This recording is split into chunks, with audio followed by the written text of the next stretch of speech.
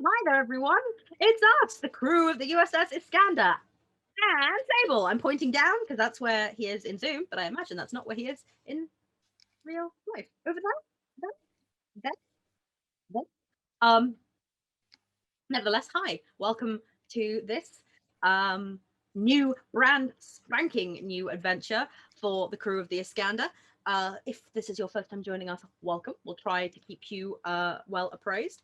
And if this is not your first time joining us, welcome back. Exciting times abound.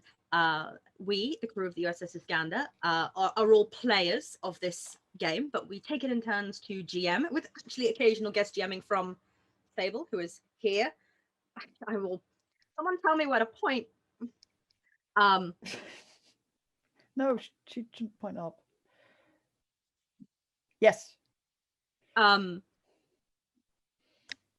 Who has very kindly agreed to join this session as a sort of NPC,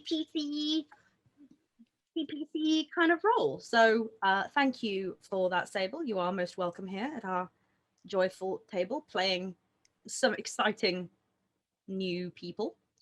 And of course, welcome back to Kath, Emily, and Mike, the rest of the crew for whom this session has been written.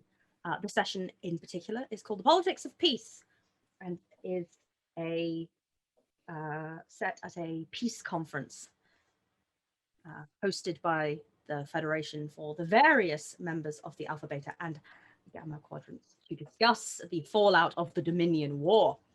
Now,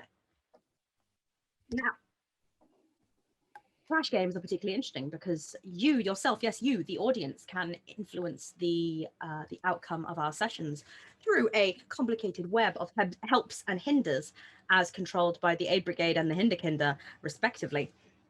Just people who watch the chat and earn trash bags. But for this adventure, I shall be doing something slightly different with minor helps and hinders. Throughout the Politics of Peace, minor helps and hinders will not have the same effect as in other trash games. As this is a game of politics, over the course of the adventure, forces will be moving for or against the party and the party's interests. The behavior of the party, their actions and choices will impact the balance of power between the diplomatic forces that move for or against them. As it were, the in-game Aid Brigade and Hinderkinder.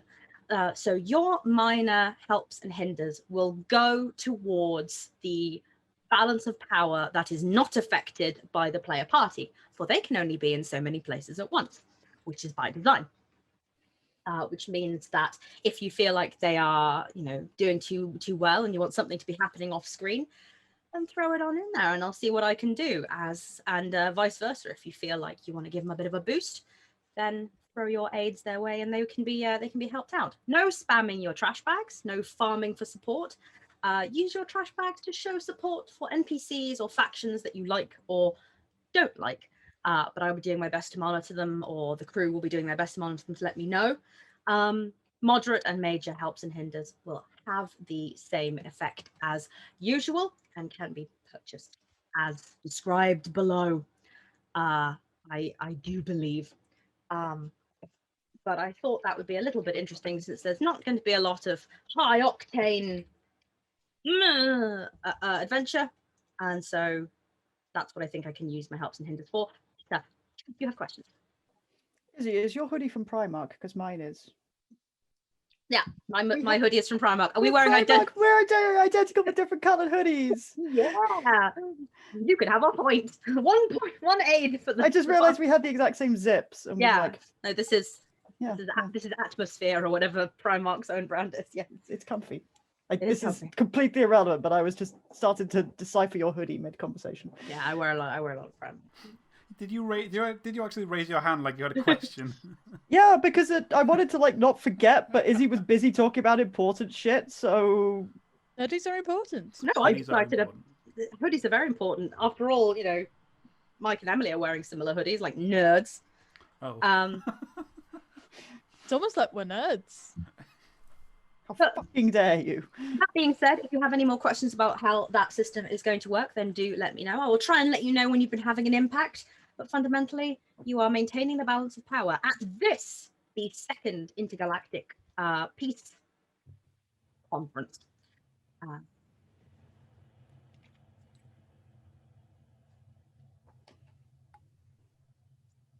The intro music fades.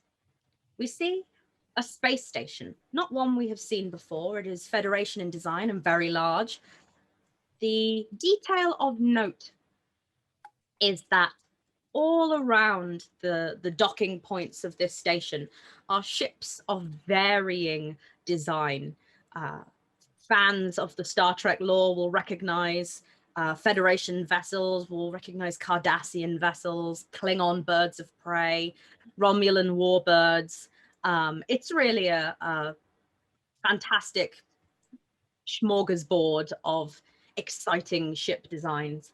And as the camera pulls in for people moving about the ship, you can see people in Starfleet uniforms, people in everyday Federation wear.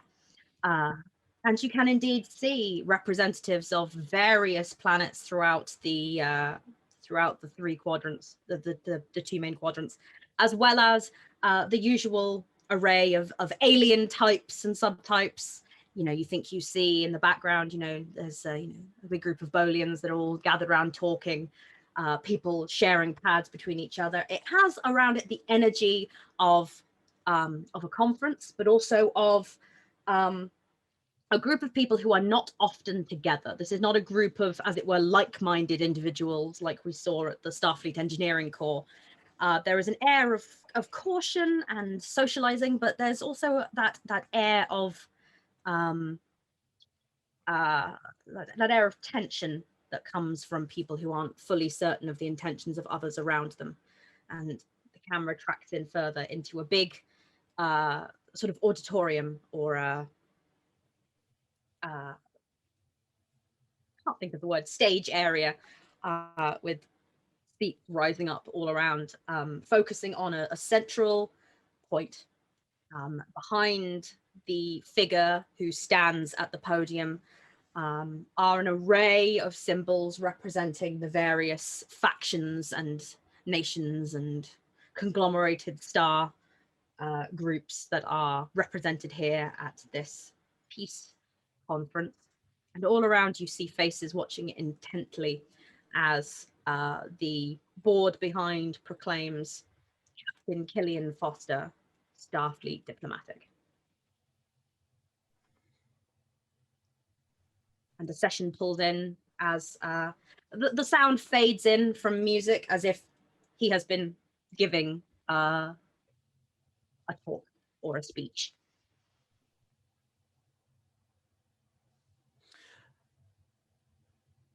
Yeah, I think he's definitely. You recognize the cadence of someone who's coming to the end of what was probably a good sort of 15-20 minute speech. I haven't played Killian Foster for about 5 years, so let me see if I can remember his voice. The Dominion War was the worst conflict the galaxy had witnessed in generations. But we did more than just witness. We built, we innovated, we fought. We were at our best and our worst. And every galactic power emerged from that war forever changed. On behalf of the United Federation of Planets, I welcome delegates from the Romulan Star Imperium, the Klingon Empire, the Tholian Assembly, and the Cardassian Union, as well as delegates from many planets and systems, independent or affiliated, across the Alpha and Beta quadrants. And of course, we extend a hand of cordial friendship to representatives of the Gamma Quadrant Dominion. Without dialogue, recovery from the war is impossible, and descent into further war is inevitable. Over the coming days, we will each, whether in private meetings or public lectures, have an important chance to find common ground between equals. I urge us all to take every opportunity to sustain the peace that so many have died to bring about. Honored delegates, I thank you. Enjoy the conference.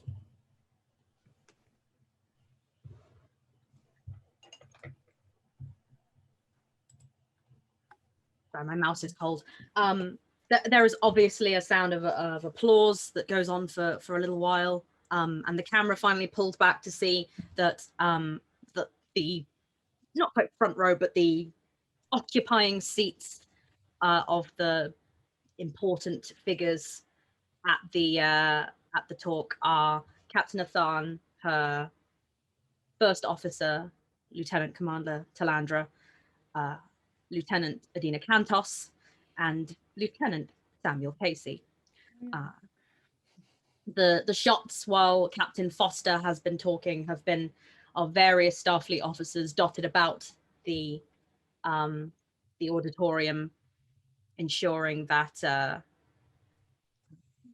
you can tell are the assured yellows of Starfleet Tactical and Security, who've been keeping an eye on things. But as the crowds begin to part, you can see various signs light up to indicate where certain people should be going. You know, that standard conference fare, like green light, people checking their pads for if they need to go to green light conferences. And a number of people, a number of Starfleet officials and Federation officials come to congratulate Captain Foster on his speech, bringing together the crew, the delegates. The crew of the USS Iskandar escorted Captain Foster from Earth to come to this conference, and it is of particular note that Captain Adaria Than is here. She's still a relatively junior captain, but has done much in her short tenure to impress the Admiralty and, most importantly, the representatives of Starfleet diplomacy. Captain Killian Foster is a big and highly decorated name in the Starfleet Diplomatic Corps, present at the signing of the first post-Dominion War Peace Treaty, and instrumental in the rapid joining of Bajor to the Federation, which is now 98% complete. Noted in that he did not mention Bajor in the list of gathered.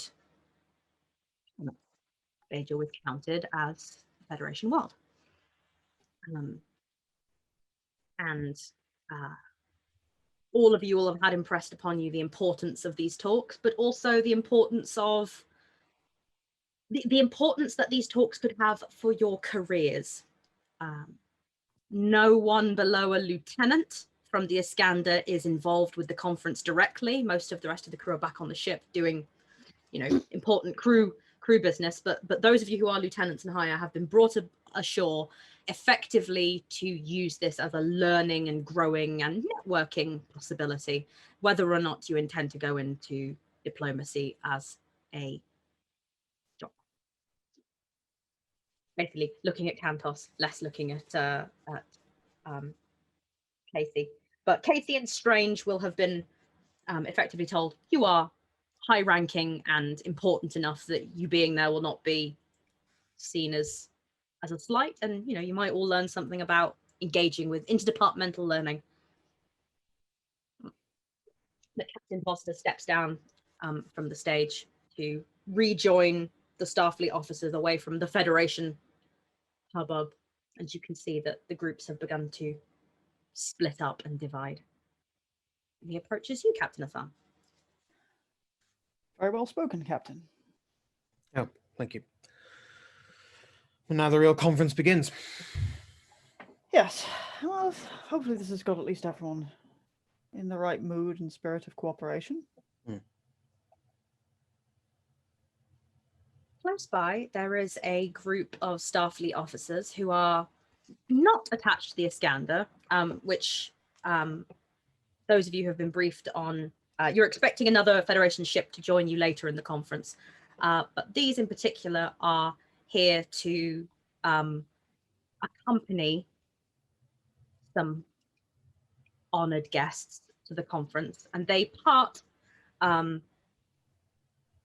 those of you who saw a lot of frontline fighting in the Dominion War recognize the very distinctive silhouette cut by the Jem'Hadar as who Jem'Hadar soldiers, they're just called soldiers, soldiers step away from the crowd, flanking a much smaller, slighter Vorta woman. And as all of you know, the Vorta were the voices of the Dominion during the lengthy war with the Jem'Hadar as their foot soldiers and bodyguards. And she approaches with a broad smile and extends a hand towards Captain Foster. Killian Foster, it's been too long. Agniana, a pleasure. No, the pleasure is all mine, Captain. You understand. I'm surprised you're here alone. Is Talman not with you? Talman had a little accident on the way back to the Gamma Quadrant, and Oh. Talman 4 doesn't have the head for politics that his predecessor did. Shame. No, well, I understand neural gestation takes a little longer with your new processes. Still, it's a pleasure to see you again. Likewise, and what you said about peace and friendship really moved me. I'm glad. I'm glad the Dominion has sent one of their best diplomats. It's a real sign of how seriously the founders are taking peace. Flattery will get you everywhere, Captain Foster. But who's your friend? Oh, please let me introduce Captain Nadaria Than. Are you training a replacement, Killian? Captain Nathan commands a starship, but she's a prolific diplomat in her own right. A captain and a diplomat. That is the traditional Starfleet way. Quite the Benjamin Sisko. I regret to say I never had the pleasure of meeting him. Nor I, nor I. However, it is good to see, indeed, representatives of the Dominion at this gathering. Well, if there's a conference, I want us to be there. Quite, I think it is rather naive for anyone to think that the wormhole will remain shut and we will simply never speak to one another ever again. I cannot imagine losing the close ties that we've made with our compatriots across the border. I would rather hope that we can develop fresh, new, positive ties. That is our hope too, and the sincere hope of the founders. That is agreeable, of course, to hear. But anyway, after all that unpleasantness, it's nice to have a fresh, clean start. That is indeed the only way in which progress can be made. Now, if you'll both excuse me, I believe I have a telling off from Cardassian High Command. She turns and oils away, followed by the Jem'Hadar and followed by the Starfleet security detail they have been assigned. I have never had the pleasure of being so close to one of the Vorta. All right. No, I've never met one in the flesh, just through view screens. I would not distinctly call it a pleasure. Agniana is a very... Let's put it this way. She's a very talented diplomat, but I wouldn't invite her to many parties. It sounded like you had a great deal of experience with her, Captain. Well, I was chief Starfleet representative when the ceasefire transitioned into a full-on peace treaty. I spent many months in a room with Agniana and a few other of her Vorta colleagues. So I think I've become very acquainted with the Dominion's unique perspective on diplomacy, Lieutenant. From that perspective, the positivity of the founders, is that something which we are to be counting on? I understand that, of course, they've had a significant policy shift. There was a point about 3 weeks into our negotiations where a lot of the hard lines they'd been taking suddenly evaporated and the will of the founders seemed to change. At the time, we simply believed it was the Vorta being clever enough to recognize they had no hand to play, but we have since learned that, yes, the founders themselves seem to have had a bit of a change of heart about how best to protect themselves galactically, which is to our favor as long as they're looking inwards and not expanding as aggressively as they've spent the past few thousand years doing. Well, the fact that they made a single-minded pivot from fighting to the last drop of blood to suddenly surrendering, including surrendering one of their own to submit for war crimes, I do not understand their thought processes. Obviously, that's a problem in our line of work right now.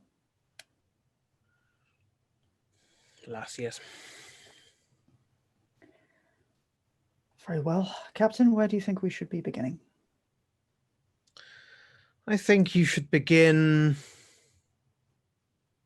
acquainting yourself with everyone. Nothing formal is going to happen for the rest of this evening, except for I have 3 meetings to get in before midnight with representatives of 3 heads of state. So I hope you'll excuse me. Oh, quite. Well, Captain Foster goes to break away from the group of you. I'm trying to think. None of you are security officers, and none of you have that intrinsic sense that you're being snuck up upon. But you turn to see a group of pale, clad individuals, all very elongated, with large eyes and iridescent veins around their temples, who, as a group, seem to have shuffled up to you in that sense of younger students on a playground who aren't certain whether they should approach the older students. But at their front is the white-haired and white-eyed figure of Architect Erasmus, who steps forward confidently. The confidence melts as soon as Captain Foster turns to see who has approached the group. And he immediately goes, Architect Erasmus, the planet of Theocade. Is this a bad time, Captain Foster?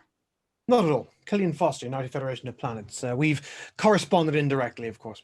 To speak in an open and honest stance, Captain Athan, it is lovely to see you again in much more pleasant circumstances. And to shift to a conciliatory and humbled stance, Captain Foster, we would like to apologise for our embarrassing the Federation in our bid for membership, and we, the architects of Theocade, trust it will not affect our future application. To speak frankly with you, Architect Erasmus, the Federation values straightforwardness and honesty from its applicants, but we are dedicated to bringing all like-minded civilizations into the Federation to foster peace. Trust in that process and trust us, and we shall yet be allies. I think I speak with the voice of all architects when I say that it's something that we are very keen on, Captain Foster. Then, with humble excuses, I must depart for other meetings. Architect? Captain? Captain? Captain. From the back of the group of architects who are all now talking as if that was a big thing that they did, a figure... We did it! We nailed it! We're members now! Yeah! You talk to him! No, you talk to him! Captain Foster said yes, that's it. We don't need the Federation Council to weigh in. No backsies! We've got it on cube! Off we go! From behind the crowd, a figure pokes her head and does the smallest sideways wave at Lieutenant Kantos.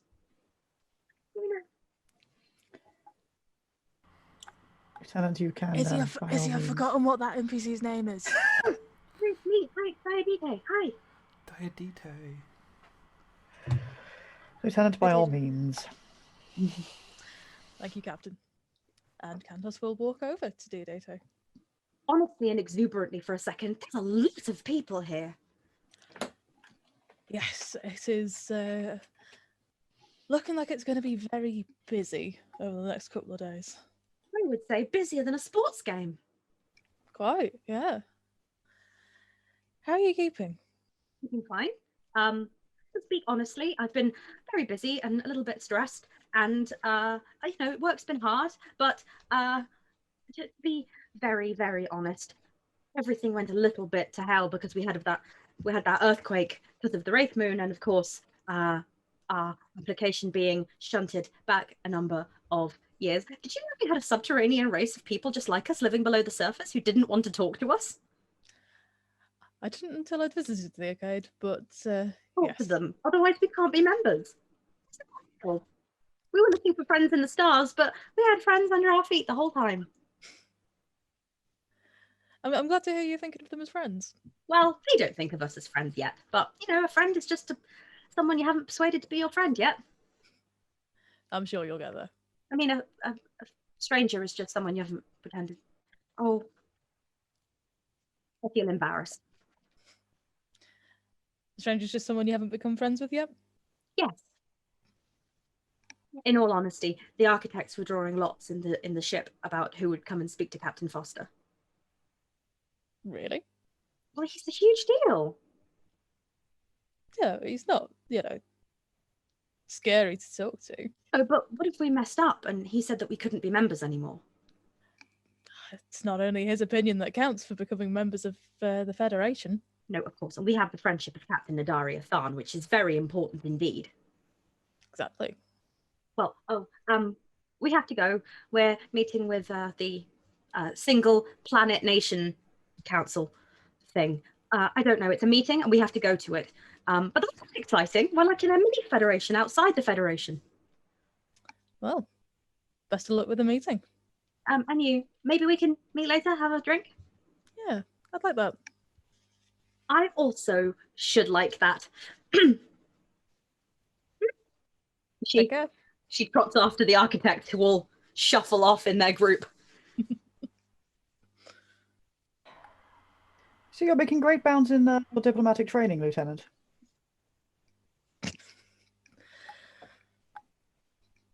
I think it's good that the Theocadians have come along to this and are continuing to, reach out to the Federation despite everything that happened.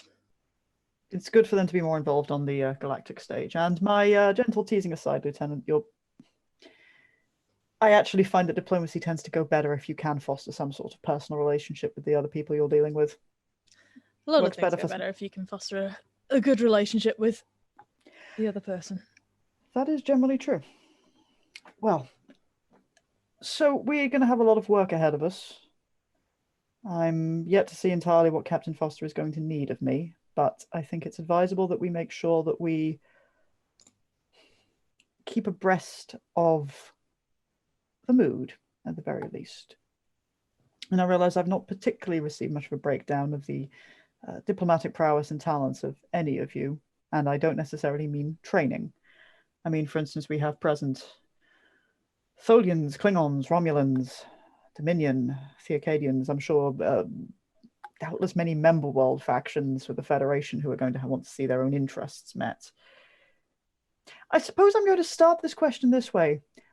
Are there any governments or representatives where it might be a terribly bad idea if I encouraged any of you to go and engage with them?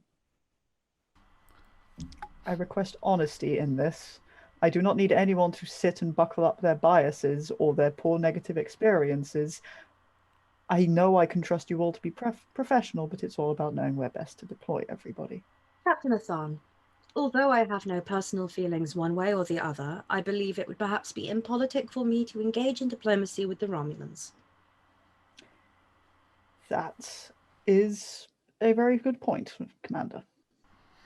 I cannot in truth guarantee that I will be at my best if I am to speak with the Vorta, particularly if they are with their Jem'Hadar guard, but I think that goes for many of us. So that perhaps shouldn't be a definitive point. Don't worry, I'm considering the Vorta the advanced diplomatic school. Oh, good. Magnia pops up from the other side of the auditorium. Me? Fuck off! I love her already. She's Fuck, great. I love the Vorta so much. No. Or if any of you have any positive, particular, friendships with Klingons, positive experiences with Romulans, all sorts of things have happened over the last 5 years. Otherwise, I'm just going to send you wherever I think's fit at any given moment. Or curiosities. I'll accept curiosities. Oh, For I the would learning like experience. to know the Klingon much better.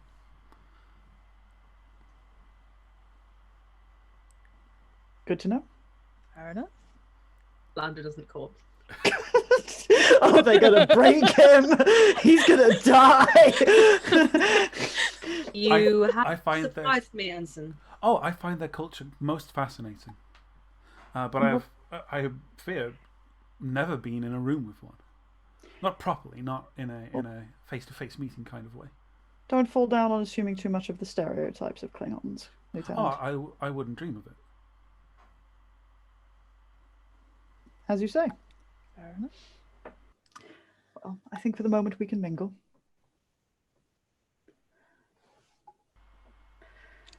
So, if you'll excuse me, I'm going to try to get some of the more complicated bits over and done with first. Thank you There- for asking the question. Do any of your backgrounds mean you will explode on contact with any of these races? I was like, Assan really normally should take the positive stance of, do any of you have good experiences? Do you want to do something? Unfortunately, Kath's brain took over and I was like, no, who is it a bad fucking idea to send you assholes out to talk to? I like to think as well, it isn't who has PTSD, it's what did you do, Kantos? What do you mean, what did I do? Sorry, you who did you do, Kantos? Is there do a you mean, who blood did I do? price on your head? Is there a species of warrior bounty hunters who, if they see you, will gut you? They're not- None to my knowledge. That No more could be him. I'm gonna cut there to a gantry walkway that overlooks a long walk full of delegates and people mingling and mixing, and we see the backs of two figures, both in grey and yellow uniforms, who are being spoken to by a very tall Vulcan woman who is a representative of the Federation government. So I believe all the ships have been checked appropriately for threats or for contraband. Lieutenant Vance. Yes, ma'am. Everything has been entirely given the once-over. And every delegate here is accounted for. That is correct, ma'am.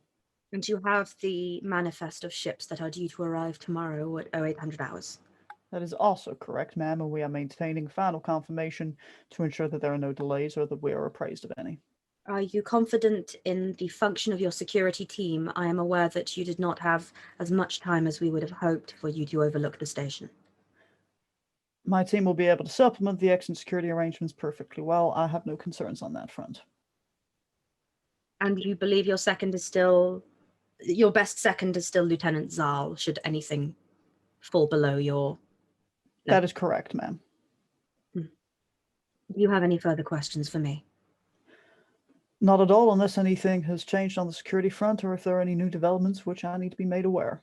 I shall keep you appraised hourly. Until then, I shall return to the Iskandar for a secondary briefing. Of course, ma'am. Thank you. I am reachable. By all means. Lieutenant? Lieutenant? Well, this could be a complete and utter clusterfuck if it goes wrong. Yep. But don't worry, Starfleet's got us. Jem'Hadar. It was a surprise. Actually, you know Probably should have what? anticipated it. What? I don't mind Jem'Hadar that much. Now, the Jem'Hadar, if they're going to kick off, aside from the fact that they can cloak, they're just going to do it. It's just going to be, I'm a Jem'Hadar. I've been given the kill order. It's time to go shooting. Now, I don't mean to stereotype, but if the Romulans decide that they want to pull some stuff, that's what's going to keep us on our toes. Hmm. But surely this wouldn't be the place for the Romulans to try anything, right? Well, that depends on what you mean by try anything. Also, one, it is always a situation for a Romulan to try anything. Fair. And secondly, this is the first time in 4 years that this many representatives, heads of state, key personnel from Alpha, Beta, and Gamma Quadrants have all been in the same place at the same time. We've got Tholians here. Also, Tholians, now, that's probably more of a problem for engineering because of their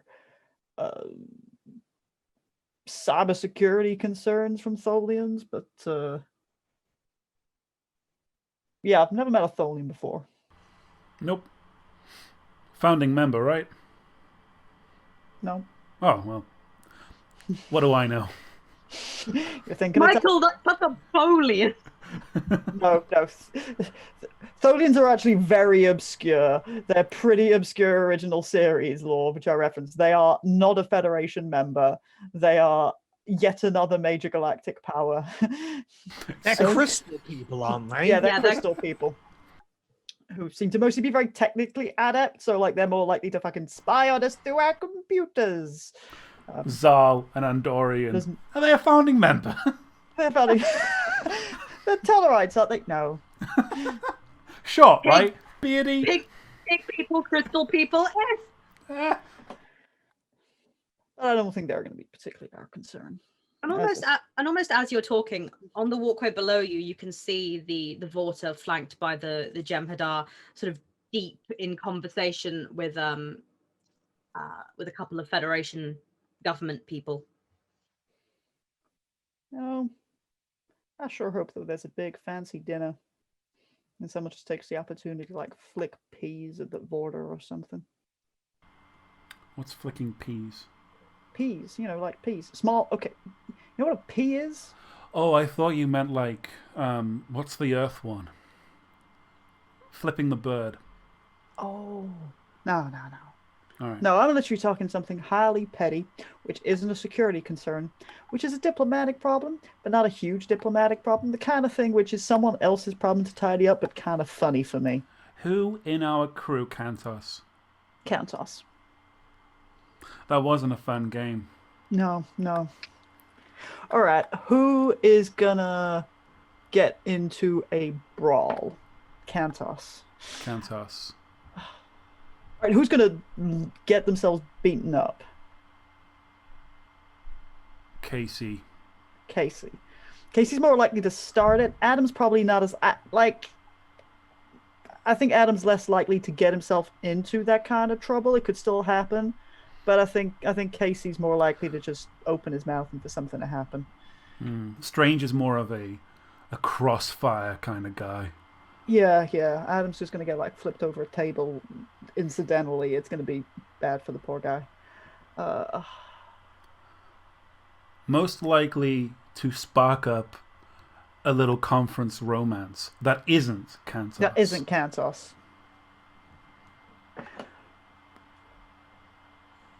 We've got a real narrow pool here to draw from.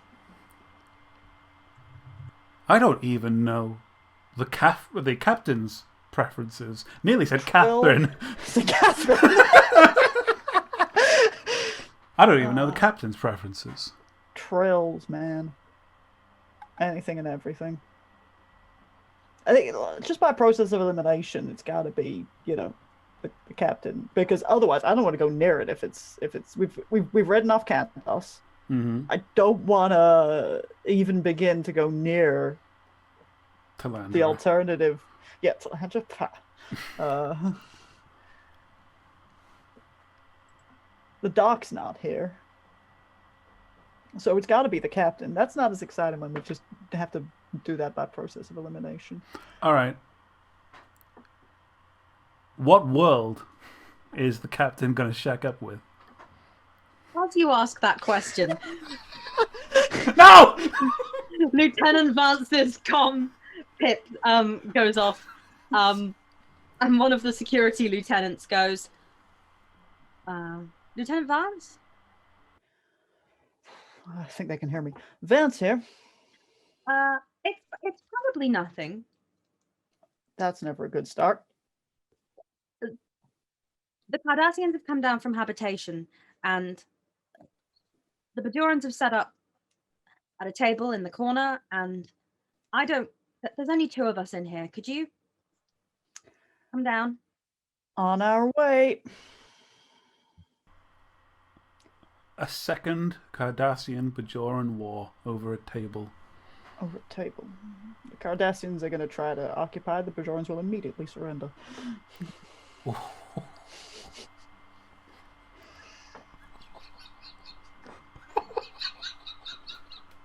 That was so rough. We sassy bitch our way down to the situation. Hello? Oh, I've just been told Bajor's been destroyed. Just no more Bajor, I guess. Oh God. So while you're sassy bitching your way down the stairs, how dare you two? We had screen time. We had to fill it. Dude? I can't believe these stereotypes about Cantos. These stereotypes that Cantos deliberately perpetrates themselves about Cantos. So as the security boys are on their way down, Captain Nathan, you are stood in the mixer room having a perfectly lovely conversation with some Tellurites who were founding members of the Federation. I know that. And they're talking about our long, proud history of being founding members of the Federation. The Vulcans, the humans, us, the Bolians, lovely time we all had. Not like those Johnny-come-latelys on Andor. Well, of course, we're nowhere near the founding of the Federation. No. Nowhere near, absolutely. Your diplomacy sense is tingling as you look up and see a quite large group of Cardassians walk in from the main central lift. And they are walking with a kind of, that purpose that groups of people have when they walk into a room, as if they're going, our room now. Yeah, which is how Cardassians tend to walk, but they're walking with purpose. They're arriving like the Darcy Bingley faction at, a party. They are literally arriving like the Darcy Bingley faction at a party, and Caroline is at their head. Okay, so yeah, Athan noting that Foster is, busy, I'm presuming still. Yeah, he's off having high level talks. My cue, then Athan is going to approach as the currently ranking Starfleet member in the room, I think. You see a number of very mixed Cardassian company. There are some there in the garb of the military. Lots there in sort of civilian clothes or what look like a uniform, but isn't a uniform that immediately pings as like, fighters. It's not the rubber suit. No, it's not the rubber suit.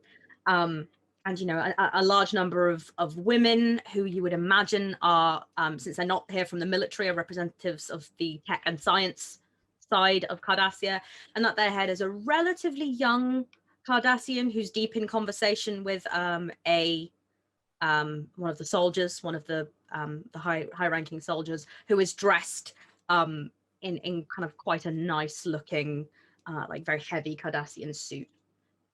Who is? Which one's dressed in the heavy suit? The young woman. The young man. There's a young man. Oh, the young man. Sorry, young man. Yes. Approach. Good day.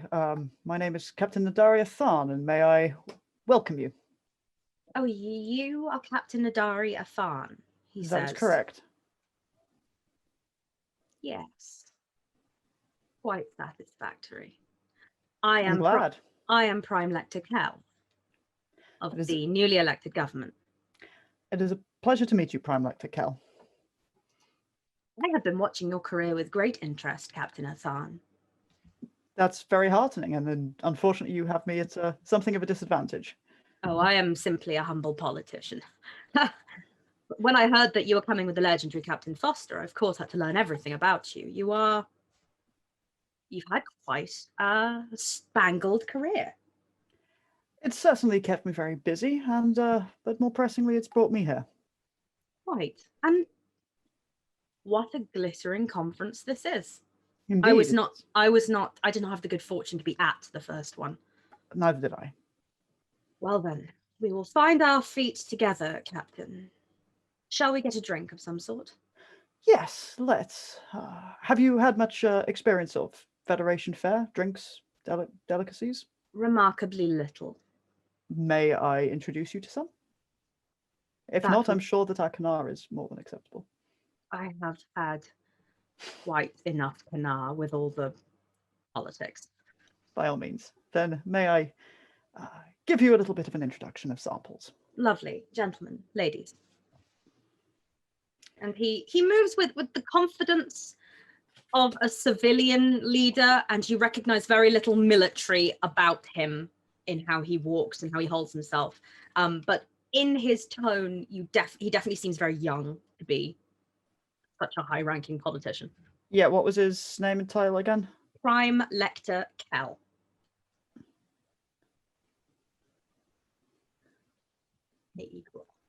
Okay, it would be smart if I could do this digitally, but I guess I'm handwriting everything. No, I like it. It's retro. They can't Not- hack that. Not on my Who's not on my they? notes of, They.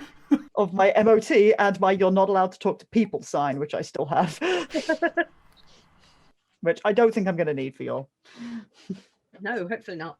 The group settles down. Some of the other sort of Cardassian attaches also go to fetch drinks. There are a number of replicators everywhere for people to help themselves too. It's one of those sorts of parties. This is not the sort of sparkling ambassadorial thing with people with trays of canapes. You get your own damn canapes. Introduce Celtic champagne because that's what the Federation be doing. This is like the opposite of Kanar. Yes, I find Kanar quite satisfactorily heavy on the tannins and the flavour, whereas this is, well, sparkling. On Cardassia, when you are running for any sort of political office, it is always a handshake and a glass of Kanar and a long conversation. I had a lot of handshakes and a lot of Kanar. Humans are quite fixated on champagne as being the drink of delicacy and celebration.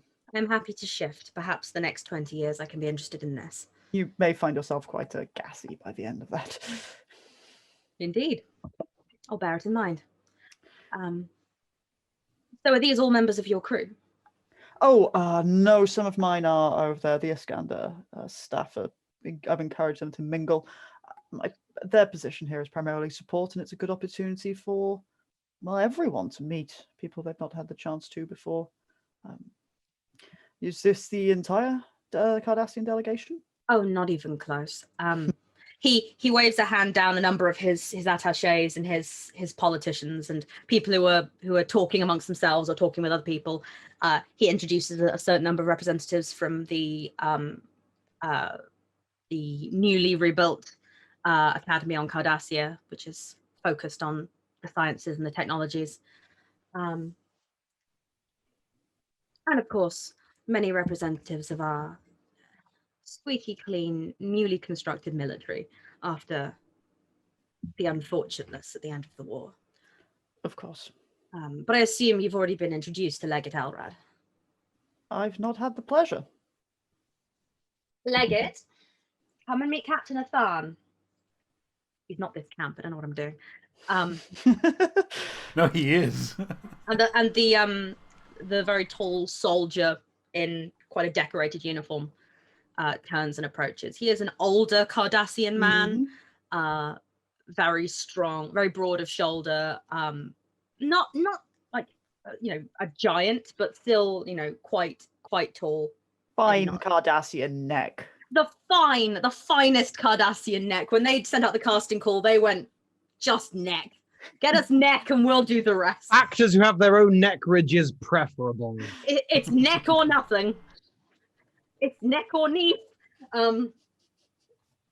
He turns. Neck all the way down. No, it's neck to about there, and then it's shoulder. Doesn't neck all the way down exactly describe a snake? Yep, Oh God. No, the diplomat's a snake. no, snakes are hips all the way up. What? Fuck.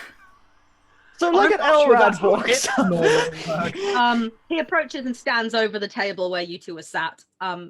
You don't know whether he is intending to loom or whether that's just what he's decided to do. I He thought stands I'd over. stand if it looks like if his body language is being, she'll come to meet him on his level.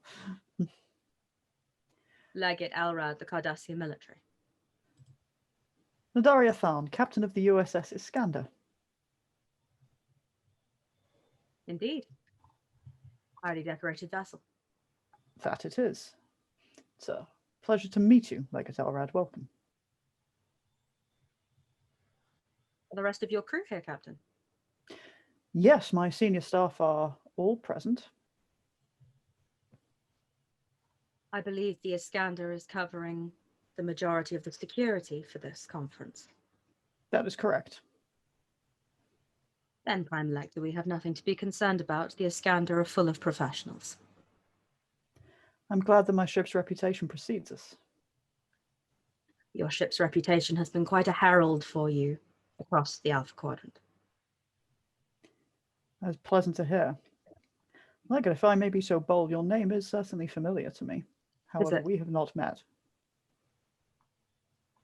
Surely you have done your reading on the legates of Cardassian military. I have. I fear that you are somewhat numerous, and thus the particulars may have escaped me. Very well. I was a member of the civilian military liaison until the war. During the war, I served on Cardassia Prime and rose through the ranks upon the end of the war once the peace treaty was signed. If you have heard my name, Captain, it surely is from my own military record. Unless you and my wife are acquainted. I've certainly not met your wife, no. She's a charming woman. I'm very sure. Well, I'm very glad the representatives of the military are here. I think that is absolutely essential for the forward progress and positive relations of going forward for Starfleet and the Cardassian Union. I believe that we both play a powerful role in the futures of the others. That is true, and we're never going to be able to do anything if we can't learn to get on. Of course not. Captain, Prime Lector, I shall leave you to your champagne.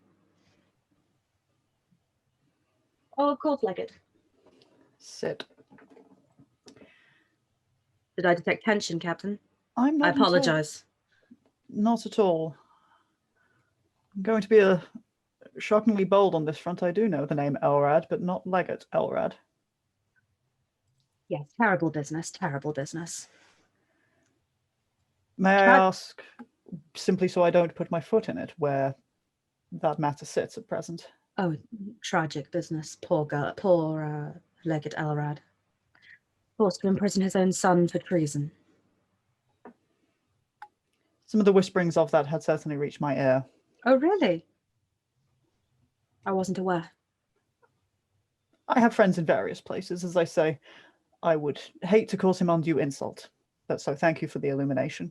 I don't think he likes to talk about it. I can imagine not.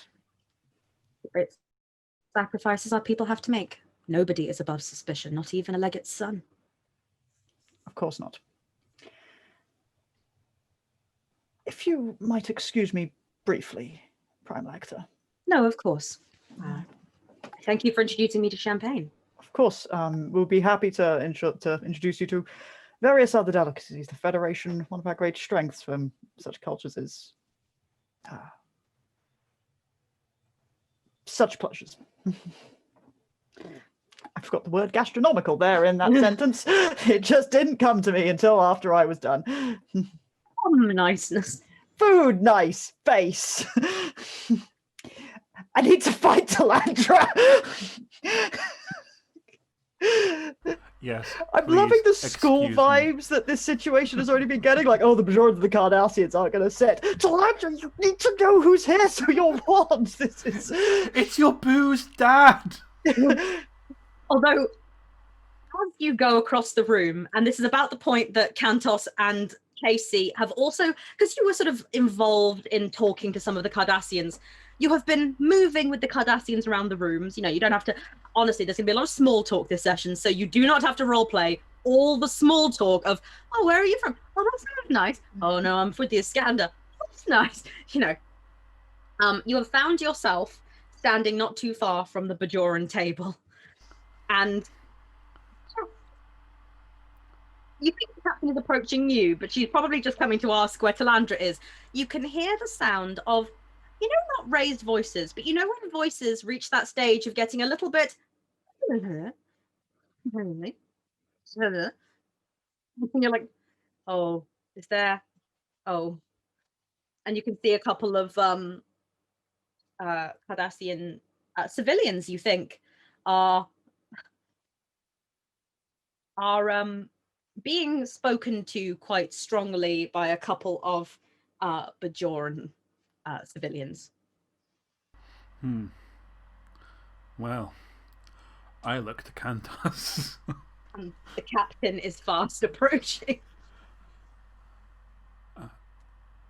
I'll go deal with that. You deal with Captain. Yes, okay. So Kantos will go and kind of try and just sort of slip into the Bajoran Cardassian conversation in a kind of, you know, the way you go up to a group of people having a conversation at a conference and try and just slip into the circle. Forgive me, sir. To try and break it up.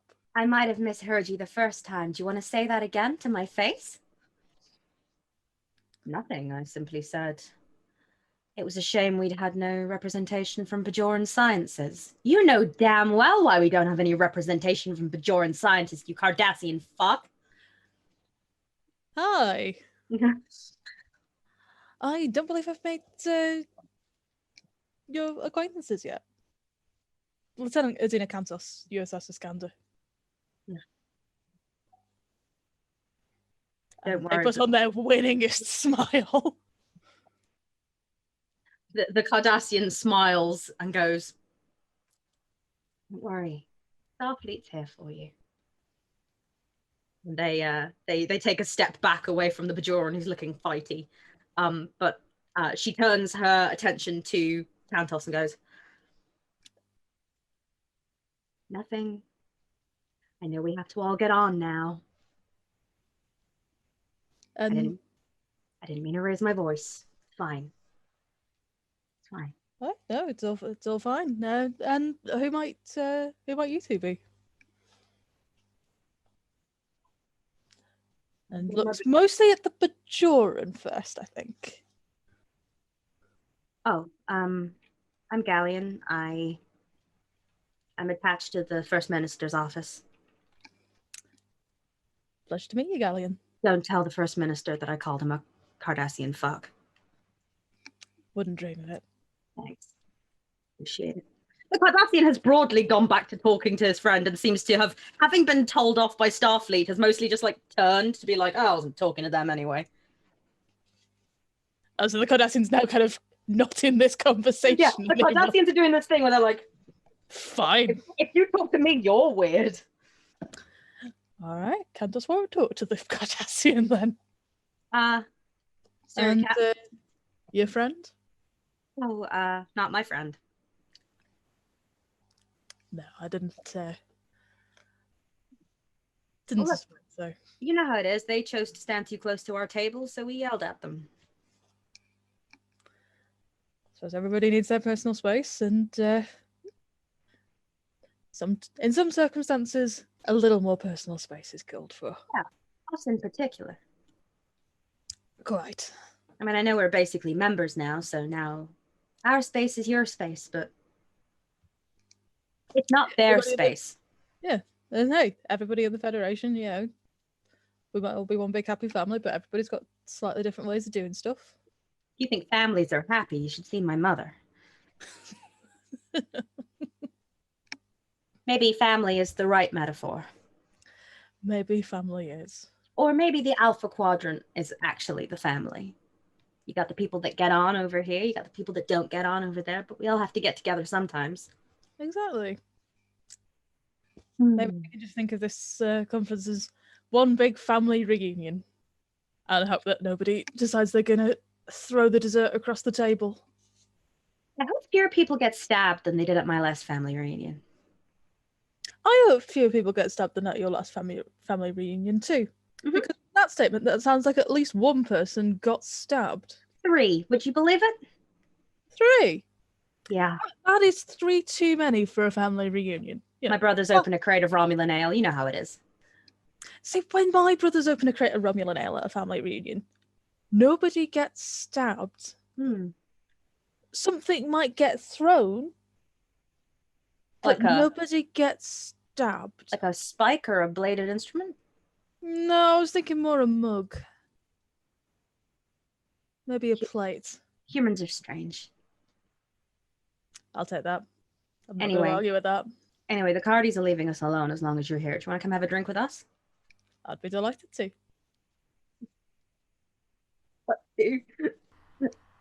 Lieutenant Casey, Captain Athan. I don't have my "Don't fuck the help" card for candidates anymore. The Bajorans are not the help. It's fine. That's true. He's It's true. got you. They've got you on that It's true. one. It's true. It's true. You said to go mingle.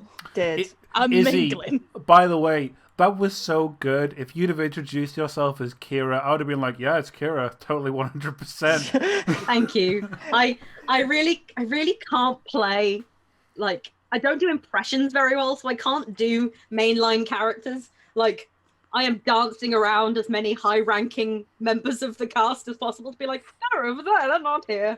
The Negus, yeah, he's coming later. I can't play Rom. What was you looking? But yeah. So thank you for my convincing Kira impression. I was looking to play Kira. Oogie. I was looking to play Kira light. Maybe I could have played the old Negus. That's the thing about Yes. Conceivable. Captain, I can't remember why I'm approaching you. I'm approaching you, and Lieutenant. Great. Then I will move to intercept. Do you want to see me do my Negus impression? Yes, please. No, that's what Casey said. And it's bad and racist, and he gets kicked out. Where's the command, Lieutenant? Yes, Captain. Like he's clearly a little distracted by making sure with one eye that Kantos diffuses that situation, but as soon as the Cardassian seems to be disengaging, then Casey will. Cantus has got this. Kantos has got this. Casey will Where kind of this is steer Athan in the right direction. And I saw her over there. Thank you, Lieutenant. I'll keep mingling in that case. Yes. Listen, at some point I'm sure I can introduce you to some Klingons. Okay. Peel off. I pick a direction and go in it. You walk doing that thing going, I hope there's someone with face for me. So I would say, for the record, I fucking love Bajorans. Like, fight me. Look, I want to say on the record, I don't like them, but I had to put them in this episode, so I'm trying to make them likable for me. Yeah. You're doing great. They feel suitably Bajoran. I respect that you're going, I don't like them, but they need to be well represented. I'm bringing nuance to both sides. I'm trying to bring you a personable Cardassian that's played by me, and Bajoran, who's not the worst. Nevertheless, you are waylaid on the way by a Vulcan, but not your Vulcan. As another member of the Federation stops you and goes, Captain Athan, in the absence of Captain Foster, I do believe that a situation is unfolding, and it would be politic of you to be here, be there for it. Which situation? There are a number of delegates. Their discussion is getting somewhat heated. By all means, please lead on. This way.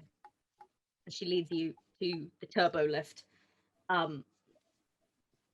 And For some reason, the word turbo lift threw me, like it's a lift but turbo. I know, but the turbo lift just takes you to the super duper uppity lift. the mega Um, lift. And Casey and Cantos watch you leave, realizing that they are now the adults in the room. Cantus doesn't watch us on leave. They're busy. It's just Casey watching it, looks over at Kantos, looks back to the lift, hard zoom into his face. Oh no. I'm in charge. Klingons. I'm the decider. I'm the decider. It's me. Now, war. 2 seconds later, Vance walked in the room and you go, oh, okay. It was fun while it lasted. I am leader of the Decepticons. I start screaming. Scream. Yes. Lieutenant Starscream Casey. And you step into the lift with the Vulcan, who is not forthcoming with helpful information and is stood checking her pad. Look, she's a fucking Federation official. This is the equivalent of saying, Captain, you better get down here. I understand how this works.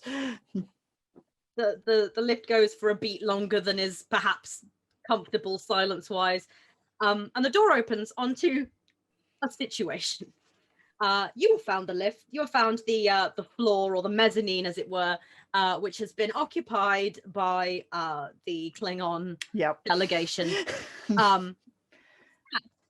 Almost like in the middle of a not quite a circle, but like a group that have occupied various seats of Klingons, is a Romulan senator who is sat dressed in, sort of the standard, plain robes and garb that you would expect, who has a Klingon very much in his face, but seems to be reacting with much of the same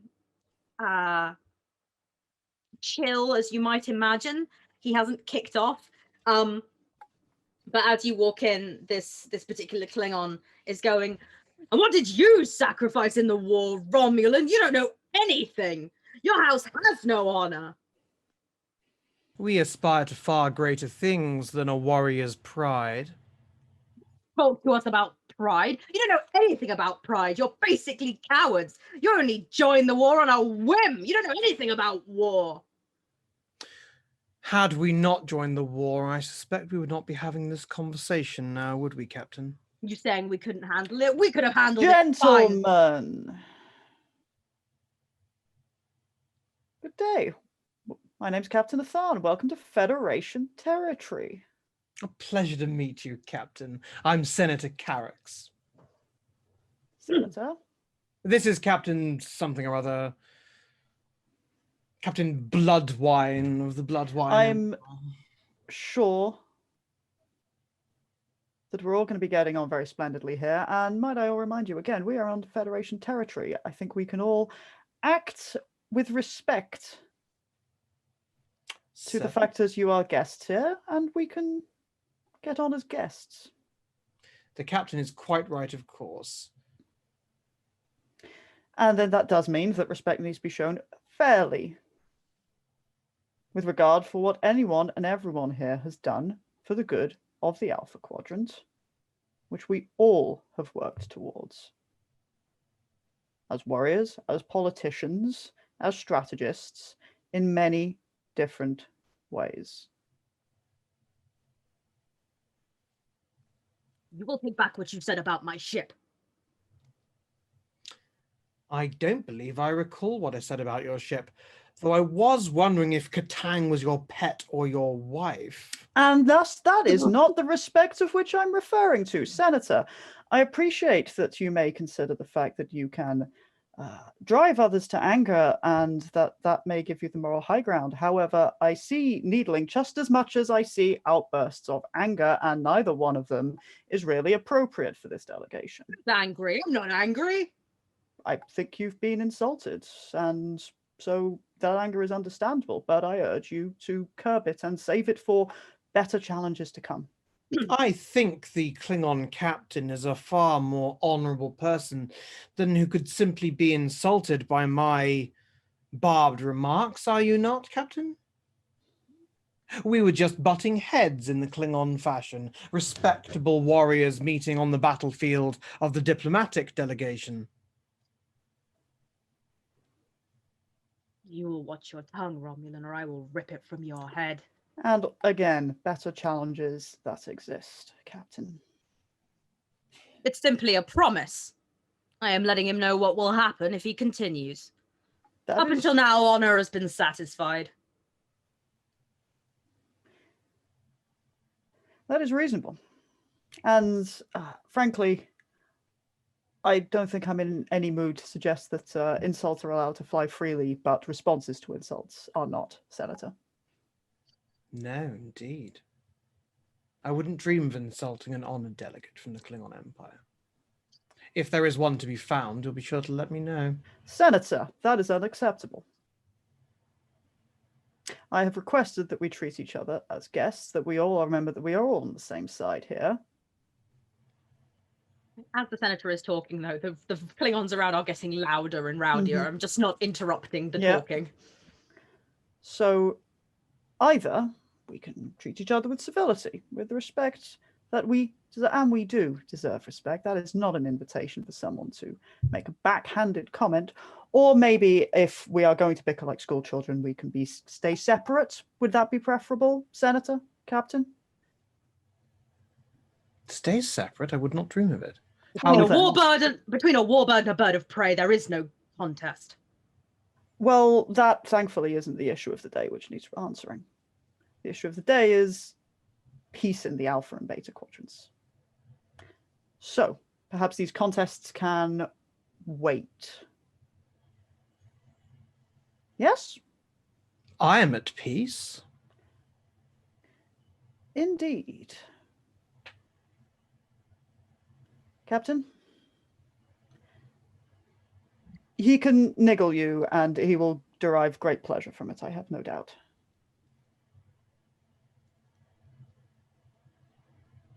Just because he sees no importance in his words does not mean that he does not have them. That is true. He has come here deliberately to vex me. Outrageous. That may be so. However, again, better challenges that are here. I appreciate I'm asking you to take a high road in this situation. He would not know the high road. Possibly not, but again, do you need to tell me both why you're here in general, here in particular? Because thus far it's becoming quite unclear. He has clearly come to needle us. Senator? Yes, sir, Captain. There aren't any other Romulans around, are there? It's just this one fucking senator. There are always other Romulans. They like hidden, secret Romulans. No, only the hedge Romulans. Why, that pot plant is a Romulan. Obviously, as well, the Vulcan who brought you up is a secret Romulan. Yeah, of course. Senator, was there a particular reason, or were you just desperate for some blood wine? Try the drink or be poured in your face? I'm afraid that I had come over to speak with the captain in the spirit of diplomacy, and things took a left turn, as they are wont to do, between countrymen of two empires with such a long and bloody history as ours. But the captain and I are colleagues and associates. Will not come to blows. There is no need for you to play the schoolmarm, Captain. I think that is, Senator, your approach to come to a Klingon as a comrade and neighbor has been quite clumsy. If I had gone too far, Captain, my blood would already be staining the carpet. Oh, I have no doubt that the captain here is being very respectful of the Federation ways and holding himself in. You are not worth the energy it would take to clean your blood, Romulan. So, Senator, if I might suggest, if you came here in the spirit of cooperation, you've not done a particularly good job of it, so might I encourage either we move on or we make a better effort at this? On the contrary, I'm doing very well indeed. Are you, Senator? This is quite beneath you.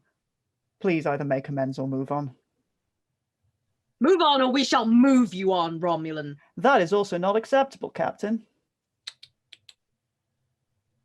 Humans struggle to understand these things, Captain. Shall we resume at a later time? You can do whatever you like, not on this station or within this Federation space. You are here for a Federation-hosted delegation, and I expect our good allies to show us that respect. The senator looks Athan up and down like a parent looks up and down a 6-year-old who's just brought in a frog and declares it his best friend, and then looks back to the Klingon. Another time, Captain? Anytime, Romulan. I'll be here all week. And the captain is offered a mug of blood wine by one of his compatriots, and he turns away from the pair of you. That senator called you a human. Kill him. That was enjoyable.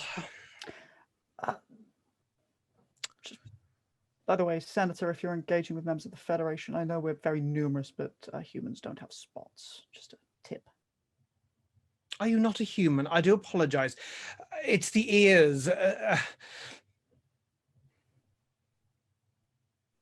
Well, then that's a learning experience for you in your forays into diplomacy with the Federation. I'm not a diplomat in the strictest sense. I'm very surprised, Senator. But I do enjoy the company of Klingons. I haven't spent so much time with them since our days at war. Of course, we were on the same side then. Now, we shall see. Well, have you quite amused yourself sufficiently, Senator? Well, it's a long conference, and I suppose I should pace myself, shouldn't I? Yes. Now that the trade embargo has lifted, perhaps you and I should share a Romulan ale in the same spirit. Many spirits, I suppose. By all means, Senator, it has been some time. I don't believe I caught your name, Captain. Captain Athan, USS Iskandar. Senator Carricks. It's a pleasure, of course. Quite. Let's get a drink then, Senator. Possibly far away from the Klingons. If you insist, although I have become rather partial to blood wine. Well, it may end up staining everything if this keeps up, and surely you need to work up to something over the course of the next few days. I believe my constitution is up to the challenge, but yes, perhaps intoxication on the first night of the conference would not be advisable. What would the proconsul think of that? Quite. Well, we have many of the other delegates gathered downstairs. If there are some Cardassians you wish to harangue, sorry. I'm afraid that you may not be as familiar with the Klingons as I am, Captain Athan. I assure you that the dear captain and I were not, as you might believe, in conflict with one another. Mm-hmm. Any more than you might be engaging in a chess match or something similar. Romulans and Klingons, believe me, when we feel malice towards one another, you do not walk in an argument, you walk in on a corpse. I'm sure of that. However, when we also have representatives from, say, the Gamma Quadrant, I don't see the gain in watching it look as if we are bickering. The water, my goodness. Or the Cardassian Union, or the Tholians to watch us, once great allies, bicker like school children. Holding myself to a very low standard if I worried what the Vorta thought of me. Well, then I don't know who you do worry about the opinion of her, Senator. Speaking as a Romulan senator, I'm going to reserve my right not to answer that question. I can't say it was directly a question, more of a musing, Senator, whatever you wish to say. Captain Athan, I do believe you're a little riled. I do assure you my intention has not been aggression towards the Klingons. Oh, no, I don't think it's been aggression towards the Klingons. I think that you've sought your amusement. I'm just simply...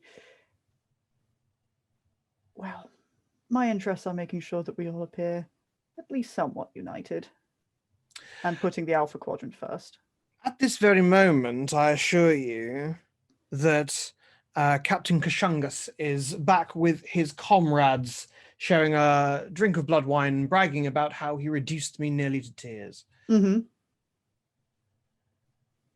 Yes, I don't doubt that. And so all is well between our empires. And how could it not be with the mighty Federation between us? How indeed. This is, as you say, your space. Yes.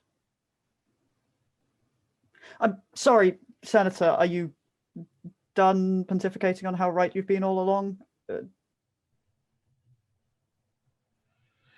I don't believe you're any more familiar with diplomacy with my people than with the Klingons, Captain. Whatever you say. You really must not allow these things to get under your skin. I don't think that you know me particularly well if you think this is something being under my skin. Then perhaps we shall agree to differ. By all means. I'm sure by the end of the week we'll be firm friends. No doubt. My, have I walked in on something? I'm just going to yeet this water. Not now! I was just going for a stroll and I heard raised voices. Oh, just the short temper of betazoids. I have heard that, yes. Monica. It is a pleasure to meet you again. I apologize that we had to cut our conversation short, but I had an impromptu meeting with an old friend. I heard. I wondered if my Jem'Hadar might want to play with the Klingons. Who can... Ambassador, that might be something of an advanced move under the circumstances. I heard the Klingons valued sport. They value all sorts of contests, but I think they Oh, it wouldn't tend be a to... contest, Captain. Just sport.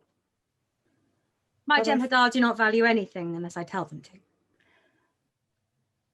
Then perhaps maybe we can engage in some diplomacy and become better friends before we start to engage in sports together. I don't think the Jem'Hadar would be very good at that, Captain. With respect, No. Ambassador, I should remind you that we are guests of the United Federation of Planets and they simply will not stand for this sort of thing. We must conduct diplomacy according to their rules, Yes. regardless of the effectiveness of those rules. Or do you think they'll take their ball and go home, Senator? Federation, we're They not may really- well go home. charge their phaser banks, and we wouldn't want that. No. We've had a slap on the wrist already, Senator. Numerous treaties would be violated, Ambassador. I'm walking off. They don't need me. I don't need to be here for this. I think it'll be a good day. And the Vorta goes humans, and the Senator goes betazoids. They literally don't need me to be here to whack each other off, so I'm going. No, this has become a two-person circle jerk. It's going fine. Sorry, this is a completely straightforward situation. Lou says this is definitely flirting. How do you think the Dominion Romulan peace treaty got signed in the first place? They come in, they go, God, you're sneaky. God, you're sneaky. Yeah. Fade to black. And then the Jem'Hadar just stand and watch awkwardly. That is 90% of what Jem'Hadar do. And we go. Stand around and "No." watch while treaties get sorted out. Oh, I like it when they watch. Now I've had to. Now, as the mod of this channel, I have been asked to accept the term Dominion Romulan Circle Jerk. There you go, Lou, you pervert. That's on our system now. That It's you there said forever. that, and I said that was okay. I'm engraving Thanks, it in the Lou. planet at this very moment. Which knows that I, as a mod, made that decision. I'm just so mad that they wanted to be this predictable Romulans. Come on. I'm here. I'm gonna poke a Klingon. The Romulans are nothing That if was not. flirting as well. The Romulans are nothing if not actively calculating. Uh-huh. I thought as she walked away knows full well. Calculating? I thought as she walked away knows full well that Senator Carrick's was being an infuriating ass because Senator Carrick's wanted very much to be an infuriating ass. You arrive in as you step into the turbo lift. I apologize. You are joined by Lieutenants Vance and Zal. Okay. I apologize. It's the Varsa again. Hello, it's The water and the rock.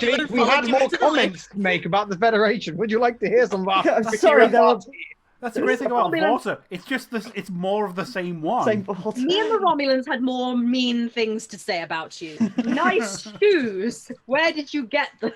Yes, your trousers are unfashionable. How do you feel about that? We wanted to call you a Betazoid some more. We are awful. No. We are the worst. Can you tell that Luke and I enjoy what we do? Bullying.